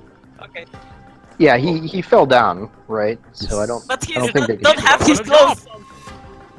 Yeah, but they can't see him from the hill. Is what I'm saying. So just pretend like everything's normal. It's no big deal. What do you And Quentin, you know, Was able to Jericho's get- saying this. Jericho's like, you know, Quentin just look like you're ordering us around. It should be fine. Well, Quentin's already headed over to the car. I can order Yep. you around. Or that. What do you do Upper. with the body? Bury him in the gravel. Yes. Okay, you Make sort a of shallow gravel grave. awesome. You roll it down the hill. You push some of the gravel over him. He's now covered in gravel, completely invisible to anyone who would look down there. Great. And it is, The it is Willen can, questionable this is- whether he will actually wake up again. Yep, we just commit to the murder. Okay, carry on. Probably. She kind of hisses at the people who were making too much noise around her as she finishes the rights on the door. Very good. Llewellyn, you enter the internal systems of the data room. You are inside. You recognize the code for the door Would you like to attempt to open the door? Yes, but before I do that, I want to first talk to the machine and try to figure out exactly how often it opens. You attempt to communicate with machine spirits.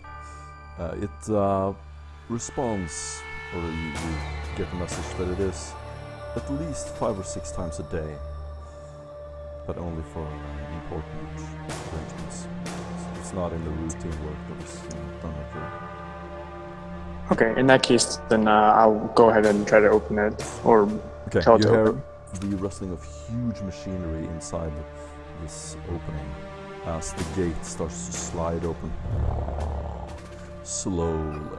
Takes a long time. There is now a crack in the door, wide enough for a human to slide through. Alright, so we should probably do The rights exactly of that. thanks to the machine before disconnecting. Is Quentin at the car yet? You are almost there. Oh goodness. In order to give Quentin better cover, Jericho starts, walking around the construction site and like acting, like he's basically working there, like situation normal. Right. There's even some equipment there, so you can sort of pick it up, look like you're doing some important stuff. Yeah, exactly. Solve Literally when your boss shows up at work and you have to pretend you're doing work. The rest of you, what do you do? I mean, you could probably just slide in, right? I mean, they're pretty far down. Probably won't notice. I'm gonna wait till everyone gets in, though. Oh, that's a shame that I'm the one with a workers radio, but do I get any suspicious signals like workers are coming back? Not at all. In fact, you don't hear anything on that. Beat. That's great. Okay, Jericho so I didn't radios. Jericho radios Quentin as he's walking around the construction site, and he's got this. He picks up this big, kind of like a tiller that's turning the earth and stuff like that. That's breaking it up and getting it ready to be moved, and more gravel and stuff spread out. And he radios Quentin and says, "Hey, I've got you covered. I think the rest of the team is going inside, so hurry." Amazing. Awesome. Okay. Quentin, Wait. you are now at a height where you can see the car. It is a menacing. If you've seen the newest Batman movies, it's basically Batman's car but bigger, and it's pretty badass looking. It's got like spikes on it and stuff. You get the impression that these are basically anti-riot guards. They're here to just crush any kind of insurrection that happens in the slums. 2 extremely well-guarded yeoman guards are talking to a civilian standing at the top of the quarry. As soon as you appear, they turn around and walk towards you. Quentin, he's seen heavily guarded men in his time. He's seen people like this, and he can pull on character enough. They didn't seem that bothered. In fact, he just pulls on a surprised face with his eyebrows constantly raised up. He kind of strolls over towards them and goes, "Oh, hello, fine officers. Can I help you today? We've just been doing some work, and I just noticed your very nice car, and we don't normally see you around these parts." As soon as you say that, one of the guards steps up, and he's menacing, tall, and he has a slight mechanical voice as he goes, "Citizen, identify yourself." I am Boris Johnson, worker in this construction yard. Were you the one who reported the... He turns around. Incident. Well, you're gonna have to be specific. We have many incidents here. We are a construction yard. Which one are you talking of in particular? He rests what looks to be some kind of club on your shoulder. It probably wouldn't be comfortable to be hit by it. He says, "Mutants. Have you seen any mutants?" Mutants? Ain't those things from kids' tales? I ain't seen any mutant. But If there were any, I don't think they'd be on a construction site, sir. Construction site. Lead me to the construction site now. Quentin kind of raises his brows and he puts his hands up.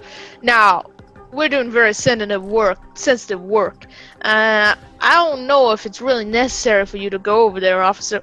I just told you, there ain't been any new incidents here. Actually, I'm gonna make you do a willpower test. A willpower test? Yes. Oh no. Why did you say, oh no? He just didn't intimidate. But can Arbite really be Oh! intimidated by local law enforcement? Ho! Good point. The answer is no! Absolutely I'm not. actually not seeing your rolls. Oh, jeez. I got a okay, 2, Gio. Okay. Yeah, no, he's so intimidating that he would make any normal human basically like pee their pants a little bit, but you're just standing there totally unaffected. Quentin has just seen men like this. Well, he was a man like this once upon a time. And it just doesn't touch him at all. And he kind of just stands his ground. He steps up to you and is about a head taller than you. Is there a problem with your hearing? No, sir, there's a problem with my understanding. You're looking for mutants, and I told you there weren't any here. This is a sensitive area. We can't just allow people to view it on their own behest. His eyes sort of go from you and looking at the horizon. He pushes you aside, trying to basically push you down to the ground, but you're a little bit too strong for that. You stagger back. He strides across. You see his cloak sort of flow up in the wind. Sir, if you continue that the edge way, of the quarry. I'm gonna have to report you for malcompliance and abuse. He Points his finger over. points his melee weapon at you. Silence. He steps Can we over hear the- that? over into the quarry. Oh, Yes. what? Oh, Great. So I may probably use my radio for the guys who are construction workers with guns. Use my pick recorder with my pre-recorded violence. Put it on and start play my pre-recorded violence to the construction workers. And like, scream a little. It's the other way around. That's the wrong way of the construction site. So they will run through those guys. What? What? I didn't get Okay, so I'll try to interpret. that. Okay. She's using the the violence she recorded on her pick recorder and just playing the white noise over the radio to make it sound like there's action. but not happening at the quarry. Yes. How would you? But you're indicate in it's not happening at the quarry? Because she's screaming that She's they're over- screaming it while she's saying it. They're at the mess They're in hall. the The mess hall. Oh no, the mess hall. It's filled with mutants. Alright, Ross. Oh Jesus, not the broccoli. yeah, they're definitely not down there. Okay. Jeez. Do a deceive test. This Hello. is getting a little bit too far fetched. I'm gonna give you a -10 on that because it's Oh, no. a little strange. Maria, you of course get inspiration for some roleplay. Oh, I failed slightly. Use your inspiration point, woman! But if I didn't have this -10, I should get +10 for having pre-recorded messages. Do you want to roleplay what it sounds like on the actual thing? What you actually say? I don't really know what is behind the quarry, but I probably would say that, like, if it was, for example, some kind of a warehouse, I would say that there's some mutants at the warehouse and just play the shooting. Quick, here, come here, I'm dying. At this Nice. point, Awesome. Quentin is also turning to the other guard that didn't push him out the way, and he's kind of going, "Now, my boss knows a lot of people in the Adeptus Administratum, and if you walk in here without proper cause, he's gonna have to file a complaint on you, officer." And he kind of looks if he can find a name tag or something. Yes. I'm not an officer. What are you exactly then? None of your business, citizen. He, Well, if you're none of my business, you're gonna be the business of a queue of Adeptus Administratum, and they're gonna find all of your business. Have you seen, I think it's The Force Awakens? When the Yes. stormtrooper pulls out the thing and he goes, "Traitor!" Yeah. That's basically what it does.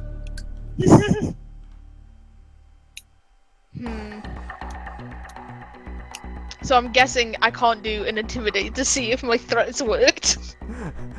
I still don't These guys are understand how supposed I to be feel. badasses. I can't let you do that.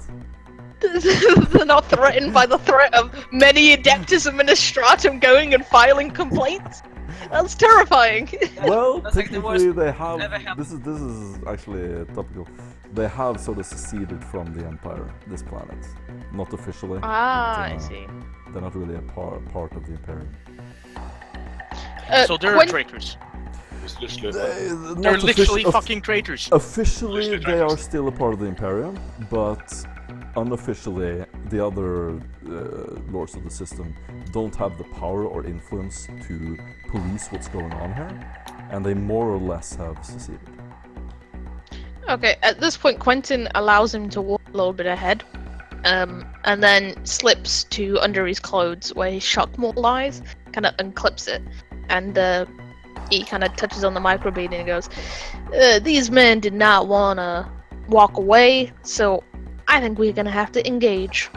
How in the hell the guys with guns who were protecting this quarry against mutants not fell for me? GM's advice? I rarely do this. Every once in a while, this is the thing I have. I would advise against this action. Yeah. Jericho would definitely know about the yeomanry, and he would say, "That is a bad idea. We don't want to do that." Quentin kind of just sighs softly and then clips it back into place. And he just kind of continues his prostrations. "You are still not allowed within mutant." And every time the yeoman kind of walks ahead a bit, he just taps the microbead and he goes, "Just keep going, I'll keep him distracted with my complaints." Alright, so Yes. Harlan has a genius idea. So, how about you just let him go into the, area through the door, and then we sneak in through the door first, and we just fucking club him when they get inside. So the scene right now is that this young guard is walking through this huge open gate. The rest of you are snuck into the darkness. You're not visible. The only person who's visible is you, Jericho. You're standing there pretending to be a construction worker. Quentin, you're standing on top of this quarry, about 100 meters away from the entrance. That's where we're going to take a break. We're going to play a little bit longer today, as long as people want. So feel free to just I'm send good me a with message. taking a break here. Yeah, we're going to take a break and then continue in 10 minutes. Well, If okay. you- okay. If you Jesus wanna, Christ. if you wanna go, just send me a message. That's totally fine. I'll stay. All right. So continuing in 10 minutes Okay, see ya. or 5 to 7 minutes. Oh, don't do that. Just put a fixed amount of minutes. 7 minutes. V- 7 minutes. Variable time, Kit. It will not 7 update or on more. itself 7 or if more. I'm not here. If you're not here, nobody's gonna be angry at you.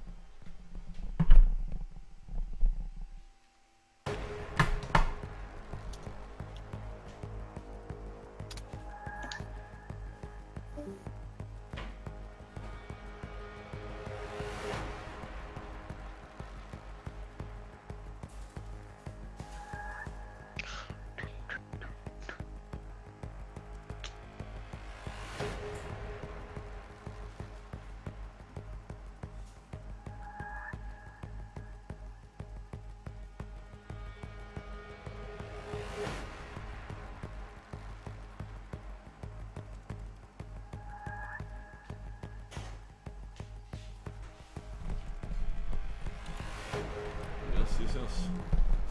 Anyone still here? I'm still here. Yeah. No. The thought today is basically we have a lot to do in the mission. We haven't really progressed nearly as much as we should. And the hope is We that haven't what? progressed. Sorry, I'm eating. Oh yeah. We haven't progressed as much as I hoped, so I hope today we can get a little further. Well, that's fine. It's a good Yeah. story. I'm gonna tap out. Yeah. Just, been working all day with beach people, and I kind of just want to die. Beach people? Look, okay, I work in a grocery store, which is Mhm. like 100 meters from. Har du vært på Huk? Ja, masse. Jeg elsker huk. Sparebutikken. Nei. Rett oppi der. Jobber du der? Ja. Faen, eller? Det er synd. Og latterlig mye mennesker, så jeg er relativt sånn working on fumes. Null stress. Utrolig Så- hyggelig å se dere igjen. Ja, Kom- så kom det er med altså I'm having a fun time, men jeg greier ikke henge med stort Nei, lenger, nei. jeg kjenner. Null Så stress. Pist ut, kjempekult. Yep.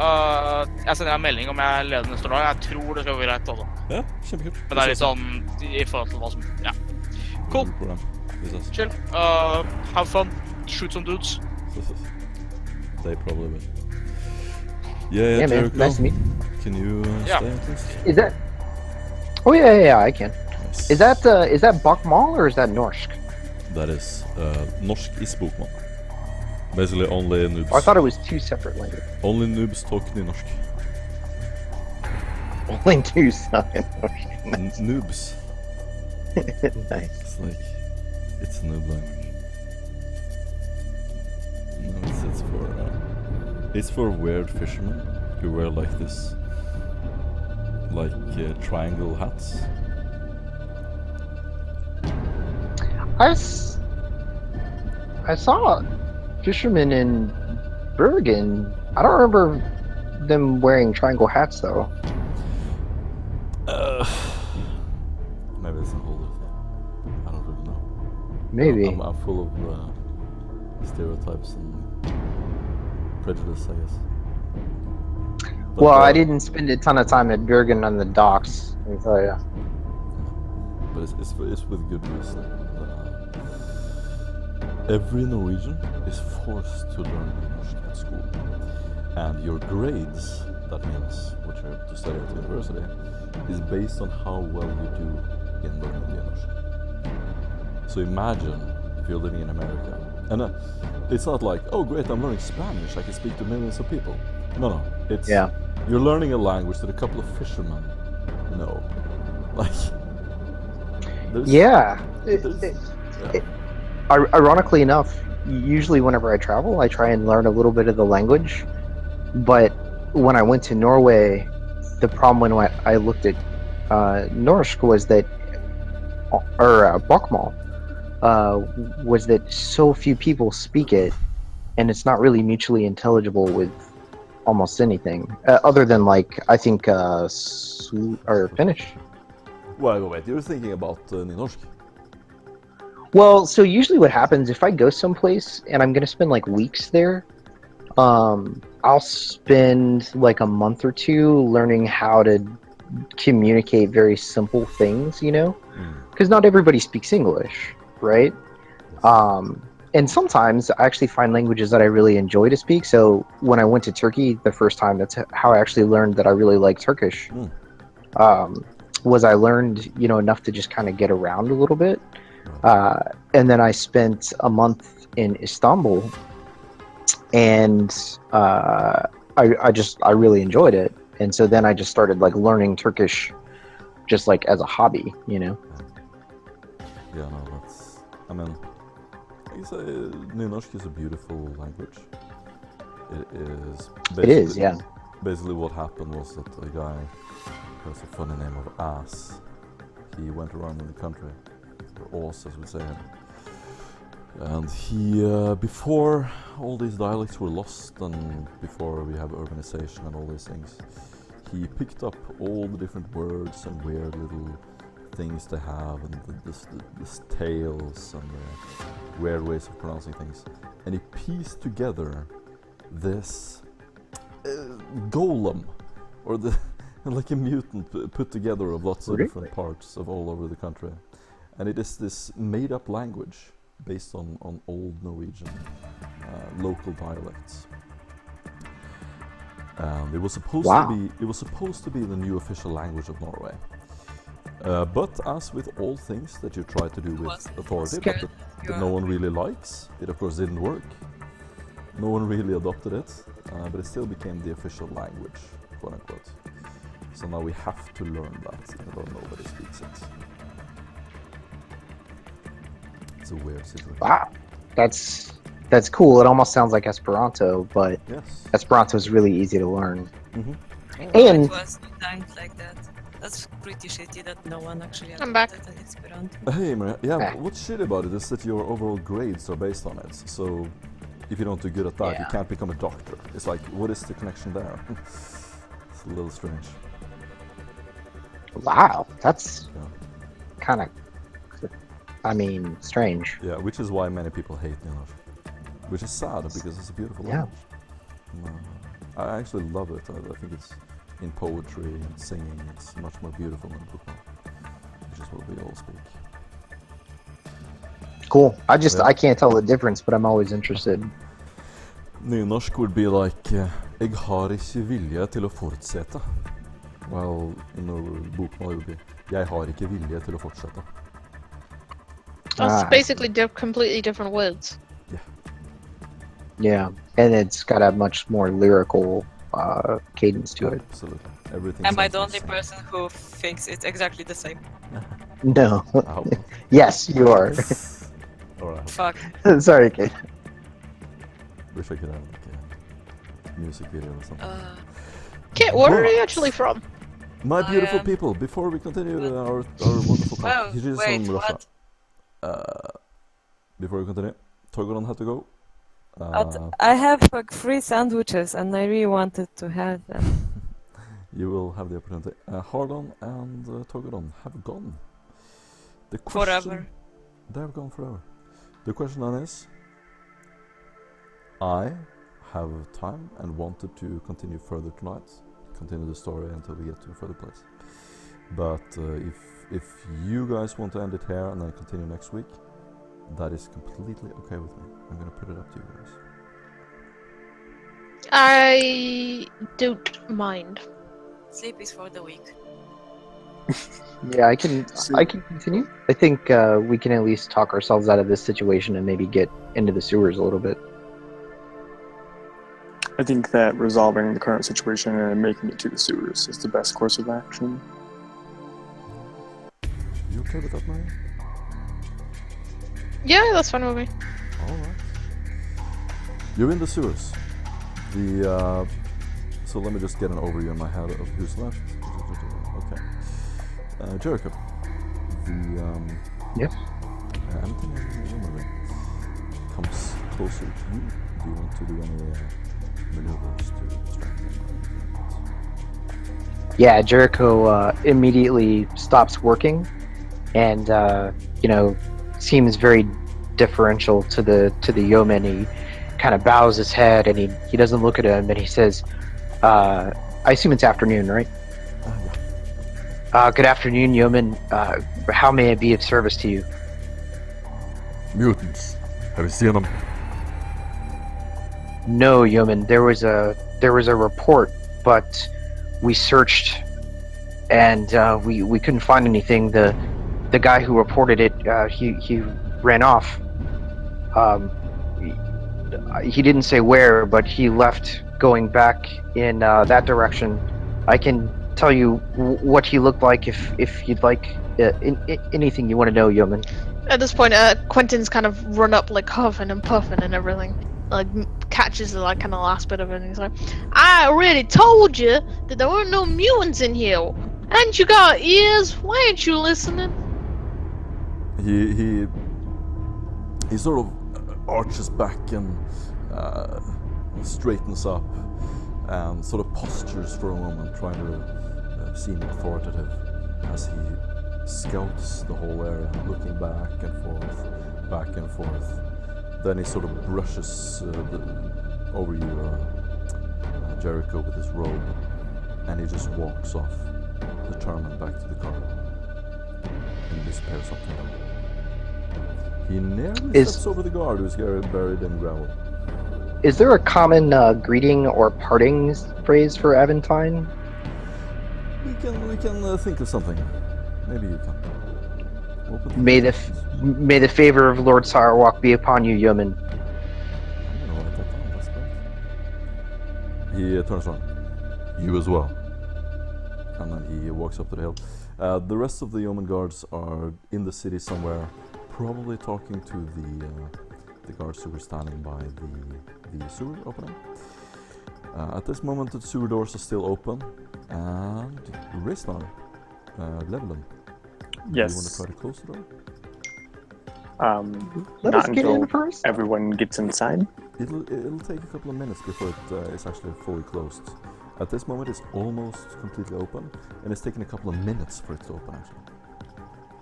Oh, okay. Then yeah, I'll tell it to start closing. Yes. The rest of you look back and you see the door slowly closing. What do? Go. Jericho glances over at Quentin and he's like, "Nice job talking to the yeomanry, Quentin. That was exceptional." Now, I don't know if you've noticed, but those guys have got an ego that could stretch from here to the Emperor. They weren't I gonna have listen to noticed. anybody. No, the yeomen don't listen to anybody. Jericho starts walking off and he says, "When we get out of this, remind me to tell you about the yeomanry. It might be pertinent to your mission here." Llewellyn kind of waves her one good arm back and forth in a, I guess, an anxious way. Nice. Very nice. Awesome. You all get an inspiration point. You're in the sewer. The door closes behind you. It is quite dark here. And you can imagine sort of a cavern. You see metallic... There's a metallic smell in the air. And as the droplets hit you, you sort of... If you taste them at all, or if they drop on your mouth, they taste kind of metallic. It smells of old rotted garbage and industry. And your boots, as soon as you step in, are covered, or as you sort of walk into the air, it's covered in sewage water. And you struggle to breathe as it becomes darker. You notice several cameras and sensors. Llewellyn kind of gags a little bit and pulls her Zork's helmet out and puts it on, establishing a clean environment. "Well, sister, you may want to turn around because I'm about to put my armor on." And then Jericho, he kind of moves his cloak to the side. He's very careful not to put anything into the sewage, but he starts, putting his armor about his body and, just hanging his gear where it would normally hang, and puts in his photosensitive or his photo contacts, stuff like that. Yeah, Filtration. Have we all managed to get in there? Sorry, GM. Yes, we all have photo visors and filtration. Absolutely. So you guys, you were in sort of this metal grates, is that what they're called? These metal grates, is that thing? Yeah. So there is metal grate platforms leading to these stairs leading further down, and there's just one path to walk. So you're not questioning whether to walk here or there. As you come a little bit deeper, you notice that it becomes kind of like a maze, and something is beyond disrepair. So much that there are just improvised paths built by the workers to be able to navigate these corridors. As you sort of step down these wide improvised stairs, you immediately, because you have the location of the base, you identify the direction you need to go. And unless you want to do anything or prepare something before you continue. Well, Quentin's gonna throw off this bloody gear. And also give Jericho a dirty look. Before clearing his throat and clapping his hands together. Right, group, this is the final stretch, so if you got any yoga to do, you better do it now before we get going. I guess we've Llewellyn- been on multiple cameras right now. Yeah. The cameras all seem to be moving, or the pick thieves. Well, these cameras will be run by our good old friend Mordecai, won't they? Hopefully. I have no idea. At this point, he turns over to Llewellyn and he kind of raises a brow. Well, Miss Madame Tin Can Can't you find out the routings for these cameras? Most likely, as long as I can reach it. She takes her smock and puts it over her library, and puts on her normal sororitas robes to go with her helmet, and her voice kind of comes out in a vox, through the ear, and I'm going to see if I can reach one of the access ports to the cameras. Sorry about my phone, guys. It's just not going on No silent. worries, No worries. no worries. Yes, so you access one of the cameras. As soon as you do that, you can flick between the different cameras and gain access to all of them. You notice one of the cameras panning to the side. You see a little symbol that you recognize as a symbol used by this cell that you read in one of the transmissions earlier. So you know that that's the correct way to go. And you are actually on, so imagine this main huge area where there are these grates and there's these stairs going down in a maze. You are sort of further down into the sewer right now, in a different tunnel that doesn't seem very traveled. And you're walking through this corridor. Do you want Okay, to so move? I can Yeah. kind of use the cameras to Exactly. sort of point the path, Yes. basically. Okay, so I'm just gonna pretend like I knew that all along, and because I'm so smart, right? And then lead the way. Excellent. Then Jericho will take his auspex out and just be fiddling with the auspex as they're walking and making sure they're not walking into some kind of ambush. awesome. So you actually come up to the area around you is just mud and dirt and these ropes hanging from the ceiling. It's dripping from the ceiling. Again, this metallic liquid. But as you step around a corner, there is almost like it looks like an installation.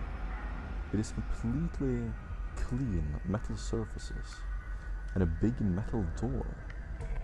There is a device next to the metal door displaying a shape. Next to the device is a keypad meant to input a code. What do you do? Are there any cameras? Not in this section. Not at all. Do it have a Did he- call button?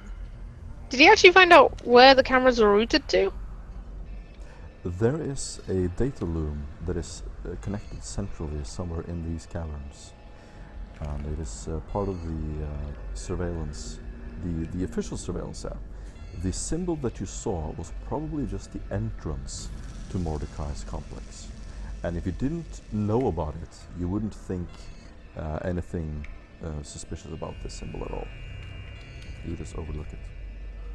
And again, this whole section of the cave is sort of hidden away further down, so it's not somewhere the workers would go. Are the shiny, obvious doors this covered or not? Or are they just here? The metal doors are not covered. Are they part of... Are they in a way when we should go? Yes, you know that Oh, no. this is where the mark for Mordecai's base was. So you are pretty sure that it's in this direction. So there's a shape, and then like a code. The two separate things. What is the To shape? explain again, there's a device on the door displaying a shape. There's a keypad next to it, meant to input a code. The shape on the door can be interpreted in a number of ways. I also want you to do an awareness test. All of us? Whoever wants to. Okay. Quentin's kind of looking over all the devices and he just kind of tilts his head and he goes, "For the love of God, why can't anything be simple and understandable to men like me? Why is it all gotta be techie stuff?" Inspiration point. Yeah.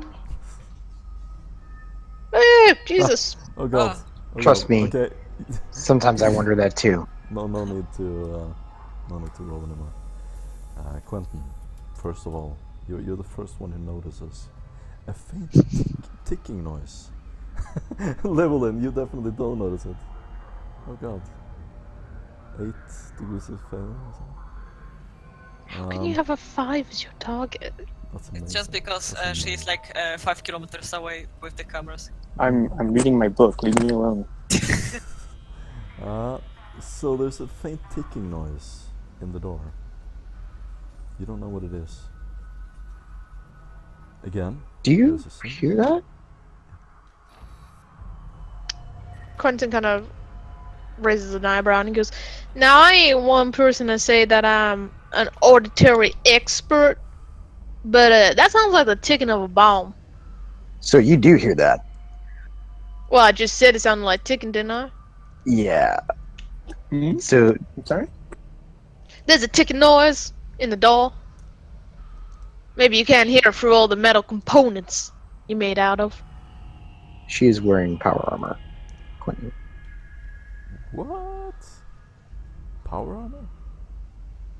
I think so. She Mhm. talked about Yeah. sealing it, right? Mm-hmm. You're wearing power armor?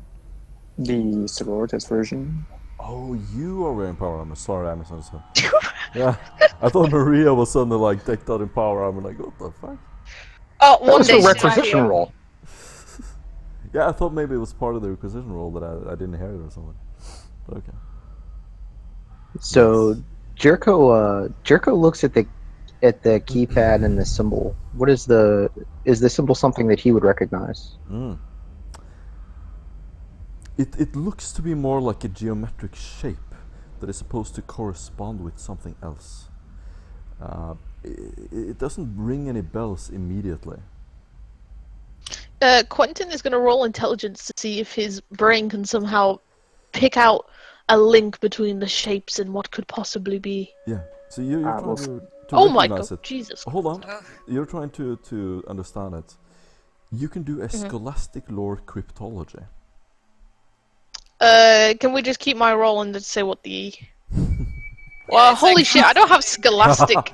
I think it's gonna be fair either way. No, but it's not if it's a regular, because if you don't have this scholastic roll, you are rolling on half intelligence, and this is a pass. Yeah, no, I'm gonna say no on that. You have to roll specifically for this game. Unfortunately, Quentin. Sorry. I'll accept. Oh. I just want to point out my backup character has that skill, and I'm like, oh. Just so you know, GM, Wait. I'm never getting good rolls like this again, so just live with that. I know. I feel bad. I have that lore. This was actually not intended, but it's quite fortunate that you have Levelin with you. Because she has that skill. Levelin. You immediately interpret the geometric shape. You spend a couple of seconds understanding it, and then you understand sort of the key numbers that is after and the sequence, the logical sequence that they take. As soon as you press the numbers, the door opens. You step through the Wasn't door. as hard as I thought. Yes. You step through the door and it's a metallic hallway. All the surfaces are solid metal. A very dim lumen globe starts to flicker as you enter. It's sort of nightmarish. Quentin kind of like pokes his head through and he goes, "Well, trust the tin can, I know how to get through." And he kind of whistles as he kind of walks in and he goes, "Well, your friend Mordecai seems to be quite the strange fella. Panorak? Yeah, he is. Pretty I don't strange. know what that word means." Jericho looks around and he tries to listen for the ticking sound again. Is it coming from in front of him, or is it coming actually from the doors? The ticking sound was coming from the door. As soon as he raised our level and pressed the key, the ticking noise stopped. Okay. It's now completely silent. The only thing you can hear is the dripping noise occasionally. Drip, drip, drip. As soon as you step in, Can I inspect the door to find out what that was? you can do a Security? tech use. Do a tech use test. You get a +10.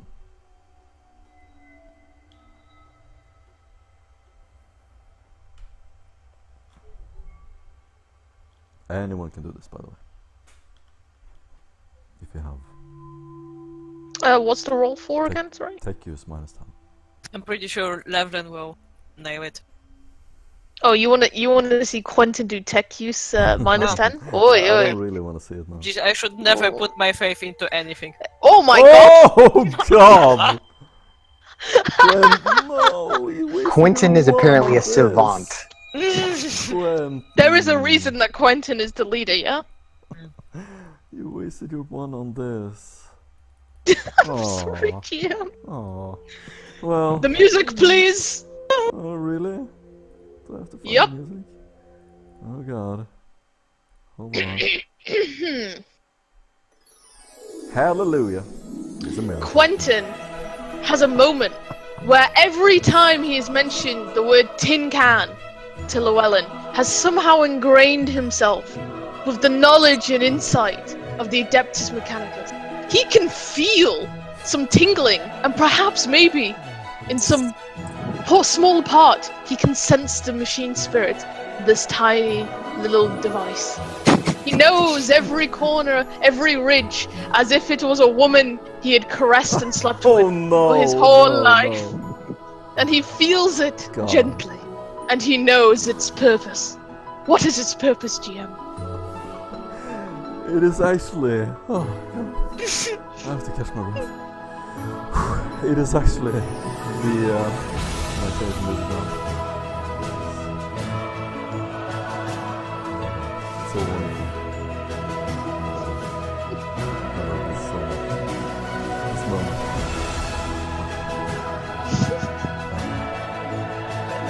You're gonna Hallelujah. tell me it's something so pointless. It is so meaningless. I'm sorry. It is basically the wiring to a trap that would activate. And I knew this was gonna be it as well. And it's totally irrelevant now, so it's a completely pointless test. I'm sorry. So it's Quentin. it's basically like a trigger in the ground that triggers this thing. It starts ticking. At a certain point in time, it fills the area around there with flames, and it would barbecue anyone standing near the entrance. Quentin looks over at the group. He clasps his hands together and he goes, I have realized that this beautiful device is a disarm trap. You are most welcome for this information. That's And then he kind of strolls down. There's no way this is a trap. I examined it myself. Can't you see that that's obviously not what it is? It's actually... And she just goes on his tirade about how it clearly can't be a trap. Sister Llewellyn, I think your Foxcaster is malfunctioning. You may want to take it offline for a minute and do some diagnostics. What? She goes to inspect it, I guess. Nice. Quentin is already heading down the hallway like a man who has conquered Everest. Llewellyn, you get an inspiration point. And you step into an area. As soon as you step in, Quentin, you notice, bloop, you're stepping into water. However, the water is completely transparent, translucent. There's not even a grain of any dirt or anything like that. It's almost like medically clean water. Is there anything on the bottom of all of this water? Just the metal floor. Quentin kind of looks over at the group and then kind of locks eyes with Jericho and he goes, Now, is your man particular about what sort of liquid he consumes, or should I be worried? At this point, I think you should be worried. If there's a trap at the door, I don't know that the hallway is going to be any better. Why would you put There's nothing wrong with my Voxcaster. It's perfectly fine. I'm glad you checked it out, though. That's good. And then he goes right back on into his explanation. He's like, if you put a trap on the door, why would you have just a big pool of water sitting in a hallway leading to your fortified installation, other than it's a trap? Quentin kind of thinks about it for a moment and then turns straight to Ross as he does many occasions and he goes, I think the Kit Kat should go ahead first. Oh, I don't know if I want to die in an electric Well, I think you should. I really think you should. And at this point, he's kind of, as per usual, slowly nudging her with his foot. Go on, we're all behind you. No, I'm not going anywhere. Go, Kit Kat, go! You have to push me. He's pushing her. He Okay. literally gave her a Aw. shove with his boot. No, mean. I'm being pushed into the water. All good canaries take the first dive. Gives her You a hear a wink. loud splash as the water sort of slides across the metal surface. Whoosh! And it sort of waves up against the wall. As it ripples through the hallway, you see that it's filling the entire hallway at about the same level the whole way, even though the floor is very long. There's a lot of water in there. Does it affect Ross when she kind of gets pushed in? Not really, no. Quentin kind of shrugs and starts following up behind, and he goes, "Well, it's not acid, so that's one thing down. Keep going, Kit Kat. You'll get there in the You end." throw me in! Well, I'd pick you out. It's all right. You'll just burn a little bit. You could have had some tin can metal attached to you. Gives her- Depending on the pH levels, that could have been quite deadly. Nice. Thank you, Sister Llewellyn. Excellent. Who's walking first? Ross's. I'm being pushed.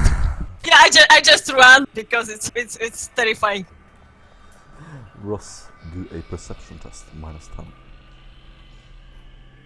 Okay, where's the perception? I'm like super shit at it. So that's going to be how I die. No, not really. Not this time. We'll see. Oh my god. I Wow. actually passed. Ross, through the water, as you're stepping on one of the metal plates, you notice that one of the plates is loose. As you sort of lean over to the side, you see a metal mechanism connected to it. It is not a tile like the other metal plates there. It is actually a lever. A lever. Connected to a mechanism. Not a button or pressure plate. It is a pressure plate, yes. Okay. Alright. That's what I meant. It's a pressure plate. So I stopped before the pressure plates and announced to everyone that this one tile is kinda weird. Don't step on it. And I just go around. The rest of you immediately notice it as she points to it, and you easily step around it. Now, you walk over to the edge of the hallway. There is a elevator with a button next to it. A red button. What do you do? Sorry, for the sake of in my mind, my bookcase has been following us this whole time. Please inform me to not stand on a pressure plate. Oh, So God, yes. Yeah, so I'm gonna hook up my interface port to the servitor and control it directly from Just while we sit on sneak it. in here. Nice. Awesome. I can picture you sort of looking down and immediately accessing it as it rolls around. What is it walking on? Or? So so you know how marching bands have a really big drum, in, like they wear it, It looks like that, but there's two people, and they're on one, and one of them walks backwards. Okay. I thought he has just have 4 legs. Strange. But it's a bookcase in between them, basically. What? I'm trying to picture it. I should have been more weirded out by this construction. Yeah. Yeah, so because the servitor, used to be a person, and now it's like half android person who is kind of grafted to a vacuum sealed bookcase that is between two people essentially, and they don't have arms. They just stand up and have legs. Wow, that's really creative and awesome. Thank you. So you're at the elevator. What do you do? Quentin kind of walks past Ross and kind of pats her on the head, and he goes, "See, that wasn't so bad, was it, Kit Kat? Sometimes you just gotta be and take one for the team. Now, We have something. you want to precious lift I can first do. and press the button, and then you can let us Alright. know if there's something bad up there." Are there any cameras at the elevator? Not at all. This is just an empty metal hallway. And there's only one button at the elevator? Yes, and there's this thick smell, metallic smell. It almost feels like this place has been cleaned very meticulously. The surfaces are too clean. Quentin kind of waits for Ross's reaction a moment, nudges you with his shoulder and he goes, I'm just kidding with you. It's just an elevator. And he kind of walks over to it and hops on and looks expectantly at the group. And he goes, well, either it's going to take us up or it's going to crush us in a million ways, but this is the only way we can take. Is it? I want to examine the structural integrity of the elevator. Absolutely. You look at the elevator, you inspect the sides. It is actually everything here is more well constructed than almost anything you've seen in your life. It is made with absolute care. This can you're almost sure that this cannot have been made by someone from this planet, because you haven't seen any technology this well made and constructed here. Okay. So it's This obviously fills me something with made by instant AdMech. trust. Probably. Okay. Satisfied with the structural integrity of the elevator, Llewellyn, with her data cord leash servitor bookcase, will enter the elevator. Jericho does as well. Quentin kind of waits for everyone to go on and he goes, well, get ready to dive to ride. And then he slams the button, send him up in the elevator. The elevator doors close. It slowly descends down, down, down, further down. It is deep, deep underground now. The doors open, and you see in front of you another corridor. This one leading to a series of catwalks. What do you do? I'm going to bring out a book and start documenting our passage, like which ways we went and whatnot. I'm pretty sure we had a map given by the sister. Yeah, so that was only leading to the entrance, I'm pretty sure. Oh, alright. Because I knew he was behind that door, but I didn't know where. Exactly. So I'm documenting for the sake of posterity and for reporting to the Inquisitor, obviously, exactly what's going on. So, you want Do to you continue really want further? to snitch on this guy after the Inquisition? Sorry, say that again? What was that quick? I was just asking Jack, do you want to snitch on this guy to the Inquisition? Oh, I mean, all information is valuable, right? Nobody can read the mumbo jumbo code they're using anyway. And in the end, if we find that, Quentin kind of just waves off the thought. He goes, I'll keep that one to myself. And he laughs before looking around to see if there's anything that resembles a trap, and then strutting forward. Awesome. Walking over to these catwalks, you look down and there is a tunnel walking in parallel, or what's it called, crossing the direction that you're walking. So there's sort of this catwalk leading to stairs going down to a tunnel that is exactly crossing the corridor that you're walking, or the direction. So Jericho tries to be kind of on the flank, and if he can get to it, he steps out. So like Quentin is kind of, I imagine, walking probably down the middle as he is strutting, and Jericho kind of swings out to the side, and he brings his long las up into his hands, and he's like looking down the left side of the corridor to see if there's anything waiting in ambush as he's walking forward, and he has his weapon at the low ready position. Llewellyn is doing like the exact opposite. Her nose is buried in a book, and she's barely paying attention as she kind of just follows Quentin absent-mindedly. So you're in this metallic, as soon as you step down, you're in this metallic, well-lit hallway. There are several, it almost looks like these cabinets or openings in the wall. They're closed, sealed. There's a pretty long corridor. At the end of the corridor is a rather large door. Someone has installed stainless plast steel cabinets through this long dark corridor leading to another elevator. You can hear the buzzing of some distant machinery. there's a very, very distinct buzzing coming from several of these cabinets. Bzzz, constantly in the background. Quentin kind of just raises an eyebrow at Llewellyn and he goes, "It's your calling sign.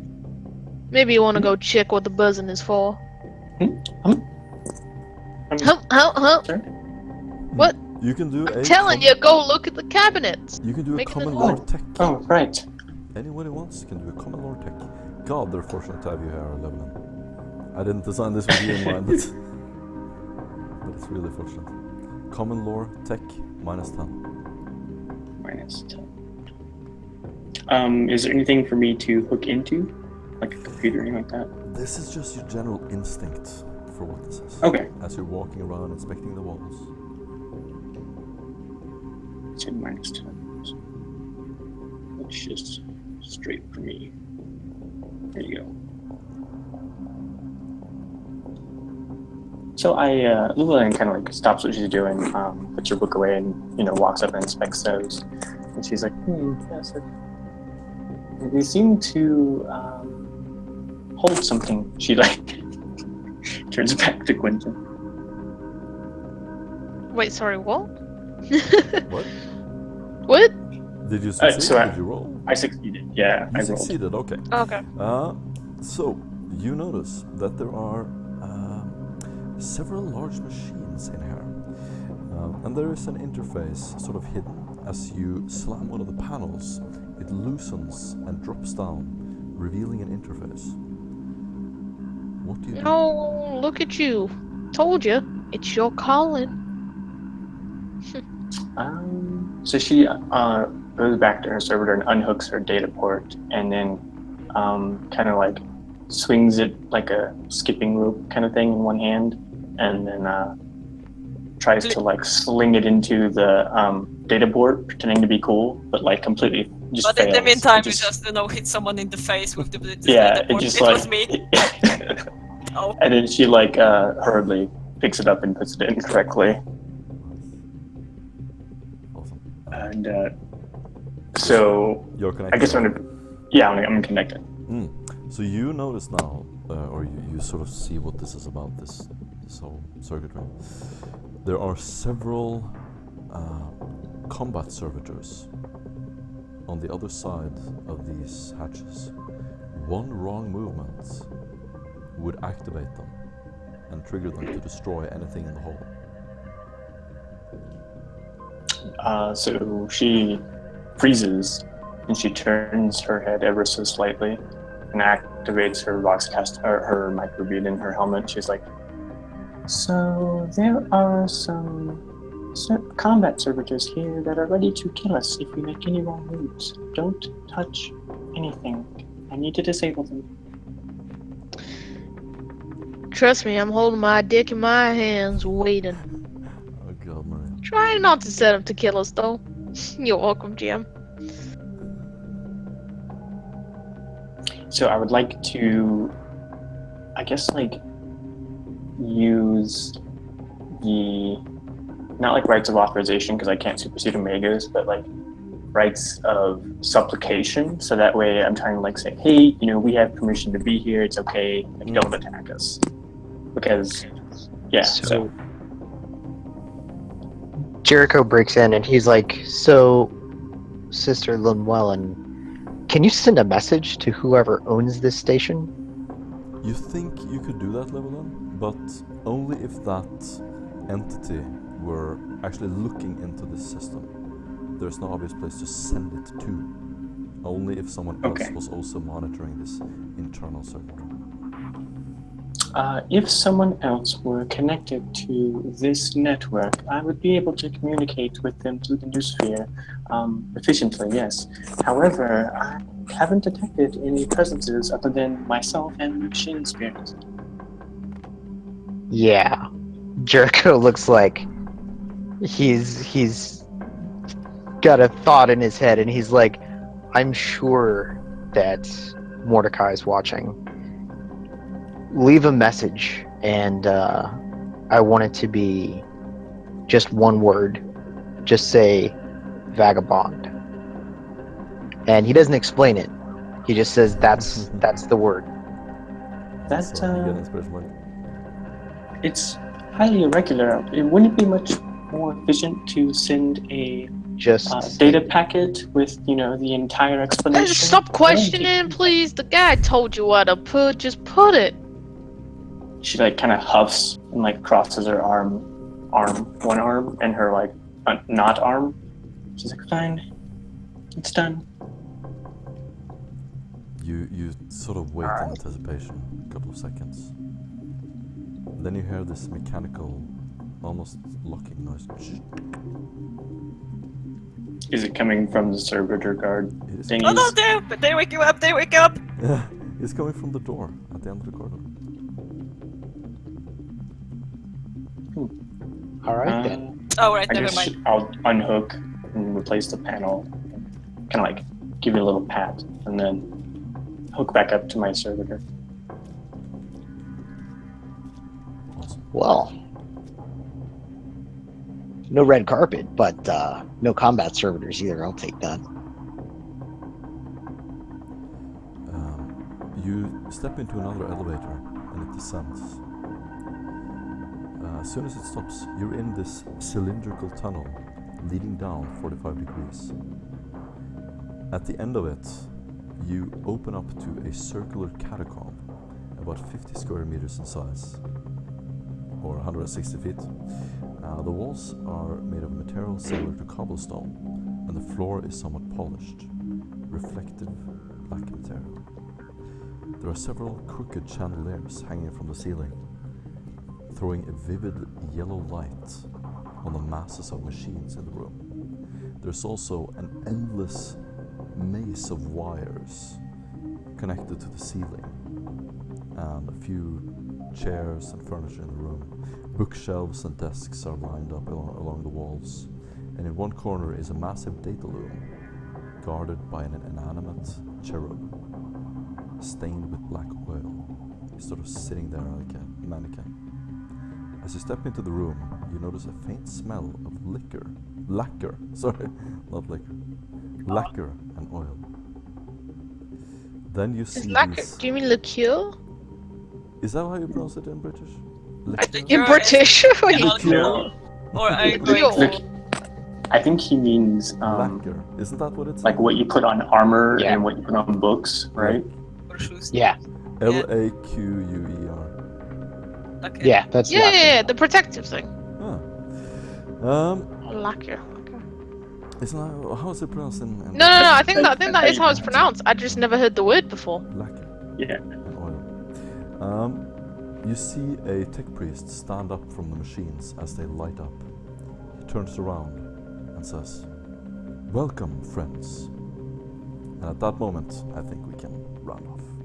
Oh, thank God. I was getting Cliffhanger. very tired, sorry. We all were, but I was having a blast, and you guys are awesome. Yeah, it was good. Yeah, no, it was great, Absolutely guys. awesome. Best role players ever. Thank you for that. Very much. Thanks for the session, man. It was great.